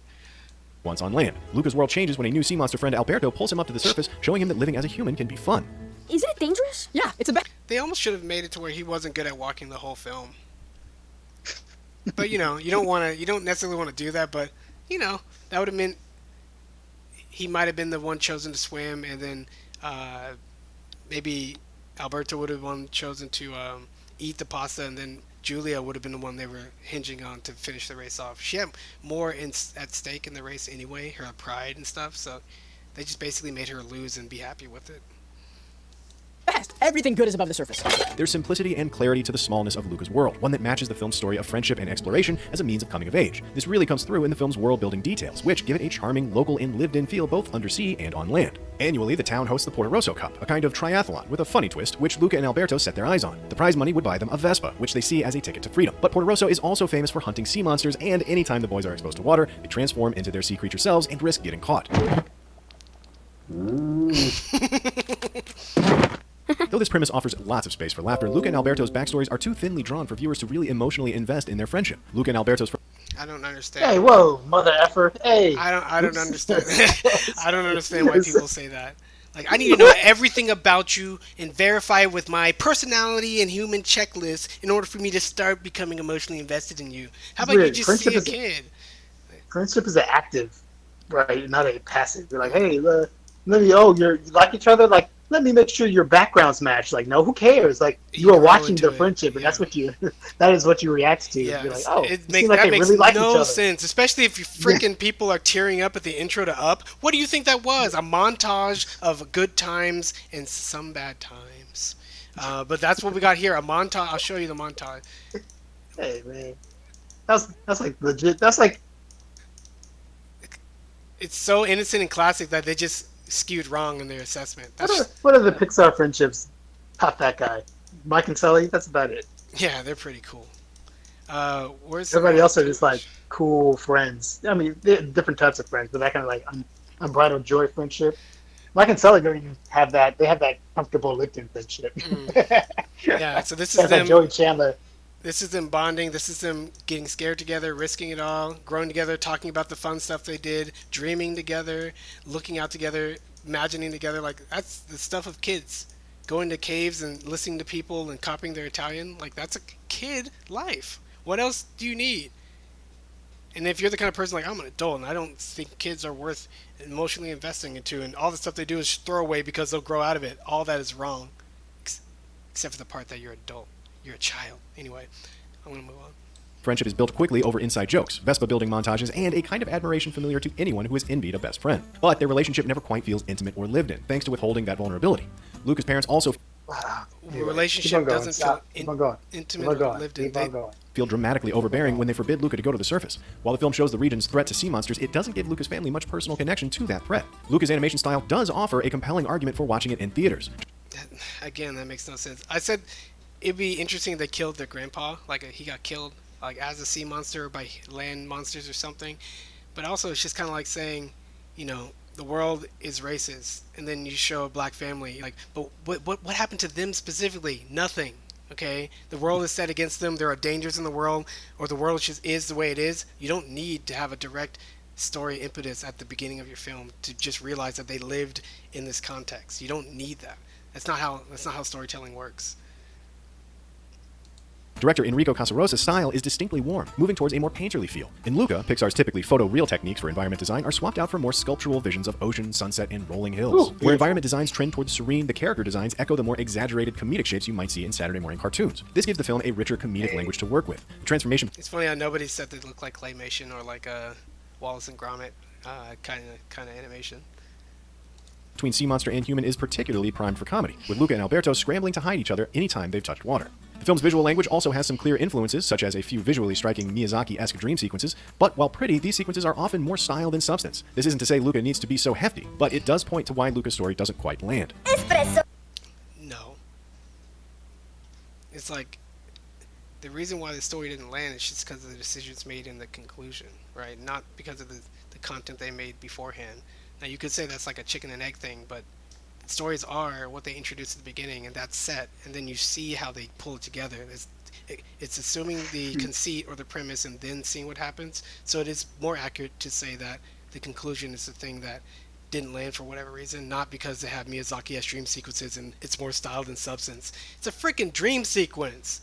It's an insight to what people freaking think without having to be verbal. It's visual-based insight. Like, come on. If people just like see a thing on the film and just say, "Oh, this is the reason why it's bad," you're like, it makes no sense. You have to make sense. Pixar is known for masterfully making smaller tensions take on broader narrative stakes. These can be goofy and still work, like Mike and Sully risking both their health and jobs as they hide Boo, as well as risking upending the entire monster scare economy. Luca instead relies on well-worn coming-of-age tropes, overbearing parents, extroverted best friends, without building realistic intimacy or explaining how Luca and Alberto fit into the broader sea monster community. Though Luca... Yeah. Realistic intimacy and fitting to the broader sea monster community. What he's trying to say is the plot never like mega chickens, right? Where like, oh no, Ponyo, the fate of the world revolved around the innocence and the decisions made of a young child. That's what he's talking about. But in an attempt to explain that this film doesn't have that, he's just like, what they do and what the decisions made in this plot won't have any ramifications on the broader sea monster community. The whole community wasn't poised going, if they get this wrong, we're going to be hunted or something like that. It was just a much smaller story. That's what he's trying to say, but the way that he explained it wasn't so smooth. and Alberto leave their home under sea, their story ultimately remains on the shallow end. Gravity, also known as falling! Luca is an enjoyable, sun-drenched summer flick about adolescence and independence. Its serene animation style defies Pixar's typical photorealistic approach, but Luca is ultimately hamstrung by a lack of depth in its storytelling and character development that keep it from standing up to Pixar's stellar storytelling reputation. For more reviews, make sure to follow and subscribe wherever you like to watch IGN. I don't know what they are expecting out of the characters, but it would be interesting to see these people critique the Pixar short films, right? They're short. They do everything mostly visual, oftentimes without dialogue. Do you think those are good? Well, if you think those are good, you should probably extract the reason why and then apply it to the bigger things, because there's really no difference, right? One just has a lot more space to work with, but whatever. Yeah, all of them are going to be like this. It's just people doing their YouTube thing. This video all these videos have 100,000s of views. That's crazy. Crazy. This one has 40,000, one has 35, one has 140, and another one has even more. Like, that's a lot. Father trying to be reunited with his son, or Ratatouille. Luca is simple. It's a story about three young kids who meet one summer, and together they have a coming-of-age story in the Italian Riviera. Now, if I had to put a label on this film, it would be charming. So it's funny. Together they have a coming-of-age story. No, together they try to win a race. Like, say the plot. Don't say the genre classification. They don't have a coming-of-age story. They are people living a life. We frame that life in a narrative framing, but if you're going to talk about what they do, talk about it within the contents framing. This is basic stuff. Not something monolithic like great or loaded like good. Charming embodies everything about this film. From the characters to the setting to the music, it is a charming It's film. kind of how they It talk held my about attention games for an too. hour Like, and 40 ooh, the minutes. As I visuals. relaxed Let on me my just couch see if I while can eating extract pizza. There were everything moments from the where my attention visuals. would drift from the main characters, and I'd even feel the urge to look at my phone. But then I'd always find something in the background, or there'd just be one shot where I just enjoy looking at it. Like, make of that what you will. But for me, it wasn't a problem. The characters of this film. People are sick. You did. I said people are sick nowadays. I've heard that multiple times. That, oh man, I watched TV shows that have in foreign language movies, so I'm forced to read the subtitles so I don't look at my phone. I'm like, golly, guys, really? Jeez, that's bad. Yeah. He just made a comment that I'm tempted to look at my phone, but then I see something in the background. Like, golly, Yeah, really, guys? yeah. It's like, it's called the film. Look at it.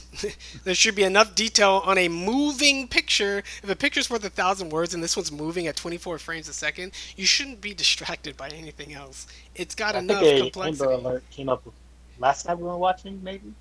Something. There's a couple of buzzes. Like, what's going on? Yeah, besides that, Oh, yeah. anyway, yeah.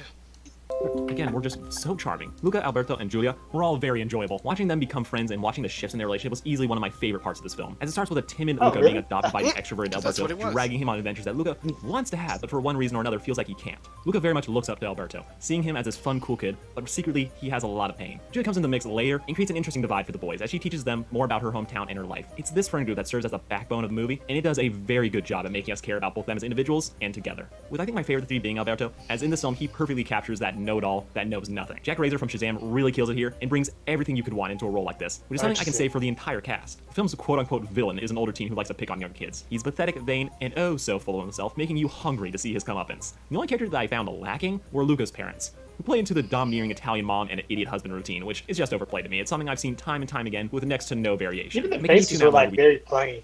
Look at that. I like that her nose looked like a shark, kind of reminiscent of her fish form. But yeah, they were they were odd humans. cut to them, especially when this film has Massimo. He's a bear of a man and pretty much hits Yeah, all the look at right him. notes for that stern but loving father figure. Well, this hardly needs to be said. I'm gonna say it anyway. This film, What about him? He's everybody likes him. That's because he's like Yeah, he's so good. He's so cool.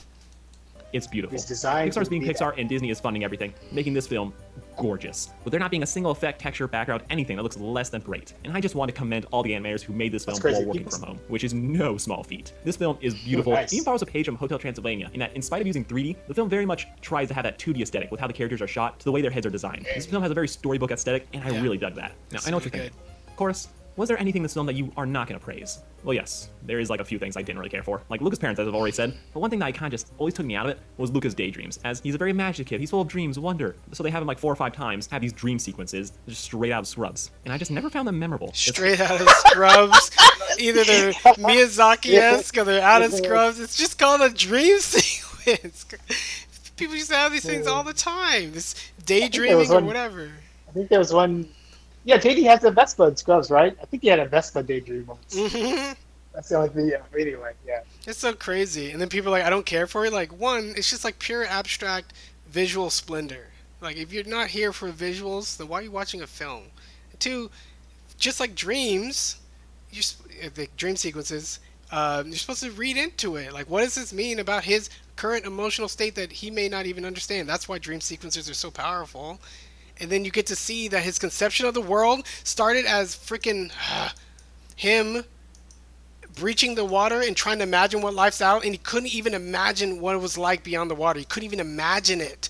And then he sees parts of the world, and then he's like, the world must be this crazy place where fish fly. And then later, he sees like, wait, the world isn't a place where fish fly. It's a place where things like Saturn and Rome exist, and it's even more amazing to him. And that's just to show that the real world is better than the fake one that you can't even imagine. That's It's a good. world.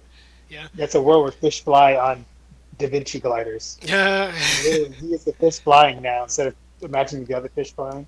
Hmm. Anyway, that's funny.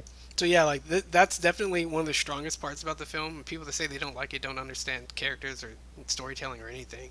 They don't understand anything because that's so obvious. You don't like fish? You don't like King's basketball? In character, yeah. But in execution, I was never left wowed. My thought was always, oh. Man, when people started saying that, like, I'm not wowed, it didn't make me cry. I'm like, do you think I care? Talk about the film. I don't care how you reacted. Now, you gotta do the work as a critic to tie those things together, but you're supposed to be talking about the film, most of all. We're doing this again. Which isn't the reaction you want to have when you're watching these scenes. As much as I like this film for being something I can just put on and relax and enjoy, the main motivation of the characters is incredibly small. And I can see some people just tuning out, thinking, The main motivation is small. What do you mean? Small for a kid? You don't think it was adequate for their plot and their situation in life? You can imagine people tuning out? Why bother? Just talk about yourself, because it's really the only impressions that you actually know about. And then talk about the film most of all, because I don't care about you. what's the point? Which is valid. Again, I don't think this movie is for everyone, and not everyone will enjoy it as much as I did. I still think it's worth the watch, if just for the closing message of the film alone. And this will probably break up quite a few people's hearts, that this isn't Pixar's first queer film. Disney is long overdue for creating a film starring LGBT characters, especially after they killed Blue Sky's Nimona. But despite not being specifically about LGBT characters, it's also not about LGBT characters too, as its final moments are all about accepting outsiders, of not hiding who you are, and while that not everyone will be accepting, but it's the ones that do that we should cherish. And I think that's a great... It's funny when people think the final moments in the film was about accepting outsiders. Like, yeah, it wasn't. That was just a throwaway line. It was just put in there, you know. So like, That means you didn't really understand the film. Sorry. message for I anyone don't know here, what kids, the adults. average kind of like age kids find their sexuality. But I think 10, 12 is relatively young Yeah, for to have it be in the main kind of a movie. that's why I thought all that was So- unfounded. Like you don't want little babies. And then when the other critic was like, it didn't give me any real emotional connection. I'm like, did you want like a makeout scene or something? Like there are ways to emotionally connect without going there, especially for kids, young kids, kids. Stop it. YouTubers, this movie is about acceptance, but it's also in that safe, marketable acceptance, where it's saying it to everyone who has ever felt like an outsider, and not explicitly those of just the LGBT, which I'm always fine seeing this message pushed. I'm more just tired of Disney's half-hearted attempts to seem progressive while ducking censors abroad and conservatives at home. Like, I love it. I just think we're long overdue for that film, and I hope we get it soon. I think Luca is definitely worth the watch. It's free on Disney Plus, because movies that sell toys are free, everything else you have to pay. From here on, though, I'm gonna go into some spoilers. Feel free to pause the video and come back. No shame. You got it? Good. Luca, I need you to punch his heart. Now, going to this film, I knew nothing. Okay, I honestly thought this was you about look up the Italian boys voice being actors. cursed to turn to fish people, or a 13th birthday but Italy. Instead, I got the Little Mermaid. Not the switch up I was expecting, but a welcome one. Luca and Alberto are both merfolk who become human when they're out of water, turning back into fish whenever they get wet. This is never explained, it's just part of merfolk biology, which is something I was fine with. Not everything had to be explained. Sometimes there can just be fish folk who can turn to humans or Italians who live under the sea, and also speak English. That's the stuff I can easily suspend my disbelief for. What I found a bit hard to swallow was the ultimate goal of Alberto and Luca, who after Luca's parents catch him going above water, decide to send him to the bottom of the ocean with his uncle, causing him to run away to the human town where they want to get a Vespa so that they can go anywhere. Remember when I said this film runs on the summer days of childhood? Here it's like, yeah, they are really digging into that. And for a while I was kind of confused, like, that's it? That's what we're going with? That's what the thing that the plot revolves around? Right when they were like, we gotta buy this Vespa, and they found a decent way to get it, I was like, cool. This should be all the film is about. I'm like, they better not do more. Cool. It's worth. If they're gonna have to struggle enough to get through the race and get the money and everything, like, cool, good. Quickly though, the dumb Vespa becomes the excuse the boys become friends with Julia, who exposes the frail ground Luca and Alberto's relationship is built on. See, Alberto, beneath his happy, cool exterior, is incredibly insecure, having been abandoned by his dad, and starts to feel that he's losing Luca, as his formerly timid friend starts to develop his own interests. As Luca discovers many things Alberto told him were wrong, and he even realizes he wants to go to school and experience more human life. Alberto doesn't like this, and the tensions build and build, their friendship is getting ripped apart, until Alberto just snaps and reveals his true form to Julia, where Luca lies and pretends not to have known what he was. And I thought this was a fantastic moment, and at that point, I wanted this movie to forget about the Vespa and just become about them repairing their friendship, which it does. Because Luca is going to win money for the Vespa. Now, I won't lie, I was a little bit disappointed at this. It really wasn't so much about them repairing their friendship. It was about returning to the race. So, like, I don't know what other actions they expected the kids to do. Sometimes films go like, forget the race, this is more important. And you're like, but I was here for a race. Like, you guys made me think the race was important. So, narratively, especially in the end of your film, you can't deviate too much from what you told them, what you built up to be meaningful and important. So basically, everything had to be wrapped up back around the city and the race anyway. That's where the parents were. That's where the villain is. If you chase Alberto to the island or even beyond, you run away from the film. Yeah, in particular, people don't like it at the end of movies or in the story where negotiations happening. Like, just give him a good old talking to, and then the hearts are changed. Like, hey, like you told me that in this movie that these things are the things that matter, and if those things are still in effect, that really nothing else matters, right? Like you told me this Vespa is how we're gonna achieve our dream, Yeah. and if our dream is shattered, one way to repair our friendship is to get the Vespa. Yeah. Like, the what if you dream say, back. hey, let's talk about your father? Like, I guess you could do that, but I don't think kids are equipped, especially if you didn't equip them in the movie to do that. So, no, you're not going to talk about your father. Yeah. Let's talk about abandonment. Let's talk about my parents. Yeah, Like, no. this isn't going to be Helga on the couch where you actually get to whole plot around being in a therapist's office, which is my favorite episode of Hey Arnold. So it's interesting, watching that kind of like, not a MacGuffin, but just that external object morph and change as the characters you need and wanted morph and change. Sure. Look, I was very much enjoying the atmosphere of this movie, but very much like an instance where this film decided to have an action finale that it didn't need. It just provided a different way where Luca and Alberto could get outed to the town after getting over their fight. And I kind of think that, yeah, that's a good scene, but did we need this 10 minutes of kind of meaningless slapstick that we just know isn't that important? Even knowing how much slapstick. I don't know what part he's talking I about. guess you could say in that general, the posse eating and the swimming was funnier, and then this race part was serious. Okay. Yeah, I guess when you're like, hey, if we only have an hour and 41 minutes, like, If we wanted more time on the ending, we got to cut somewhere. Yeah, the thing I said was the events leading up to this final race part, they had meaning that they could have done, but they didn't. So like, Luca being on the seafloor with a suit meant nothing. It was neat looking. It just meant nothing. So you're like, if you're gonna waste, every one of those things should have meant something, and then people probably wouldn't be making this kind of commentary. Um, Luca cares. We can tell it's such a small thing in his life. And when the town finally finds out, and despite all the hype we've had with them fearing and hating sea monsters, they're all just immediately okay with it. Only the town bully, the guy we're supposed to hate, not liking them. This film just felt like it was wrapping up a bit too quickly. This felt like one of those instances where they just wrote the final lines and kind of struggled with creating that ending that led there. they did a congratulations, Shinji. Do not do that. Have everyone there, have somebody make a decision, have everyone go along with it by clapping. You're like, no. Don't do a congratulations, Shinji. Final act is functional, and it doesn't ruin the film for me. It just feels like a missed opportunity, when they really could have done something more with it, and I was just a little disappointed in that. Otherwise, I thought this was a good film, and I can definitely see myself rewatching it. All the designs are beautiful, the characters are lovely, and my god, does this make me want to go back to Italy. Luca is a charming film, and for anyone that already has a Disney Plus account, it's a must watch. Alright, thank you all for watching. This has been Sarcastic Chorus. Yeah, me Subscribing. too. Yeah. I want to go back to Italy. And there's the last one. I don't think this guy says anything. We're just gonna skip ahead. But what was funny was he just complains for the first few minutes in a dumb way, and then even Soul also wasn't he says like, "This film looks like it's good enough to watch in film," which I did because they invited me to Italy. I think he's in Europe. He's like, they invited me to watch it, and then he goes to a premiere party, You guys see this? and then he gets kicked out because he steals some lemons right here, Yeah. and then he gets kicked out. You know, lesson in life: don't steal lemons. When you steal lemons in life, you don't make And lemonade. you're like, wow. But then he says nothing meaningful about the film either. Wow. So yeah, that's the current top 5 slices of reviews. You know, none of them really mentioned the word fear as an important theme, or really the only theme of the film. They all tossed around a bunch of words and they didn't apply them correctly, and that's just the current state of people. 657,000 views for the first one, 244,000 views for the second one, IGN 140,000 views, and you're like, yeah, okay, but yeah, Luca overall, I watched it twice. I like it a lot of potential, and in my head, you know, once you dig deeply enough into the film, and you know, when I think about the ideas I would have done differently, man, I'm just watching in my head. I'm like, that is awesome. Like, this is fun to think about, and that's worth it, all the way around, start to finish. What Luca is and what it isn't. So that's why I put it on A, and that's why it deserved an A too, not an S, just a A. Final words. Hey guys. Cool. What's my wrap up? Yeah, we said it all. Yeah. If you want to know more about who we are and what we do, you can go to designoriented.net.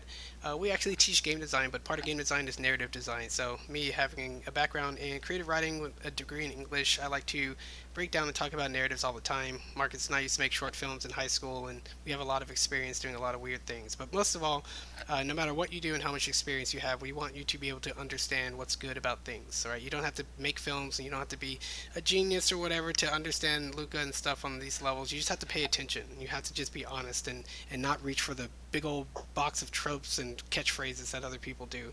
One scene at a time, one element at a time. The film should speak to you in the same way it speaks to us. And if I'm a critic worth anything, then hopefully you can see a lot of the same ideas and connections and amazing potential opportunities and even shortcomings that we saw in Luca. But, you know, watch the film yourself. Don't let this spoil it for you. If you're watching this, you better watch it yourself, because honestly, why would you be listening to this point? Yeah, why? I don't get it. But yeah, I still want to do more with this diagram. I might put a link to this online so that you guys can dig deep and leave comments on different parts of the film. But I really didn't get a chance to like diagram out my argument or fill out the content bubbles too much more. But hey, it's a good start. So until next time, guys, my name is Richard Terrell. I go by Kirby Kid. See you later. And I'm Marcus. And I'm May. Anime. Oh, next time we're doing anime.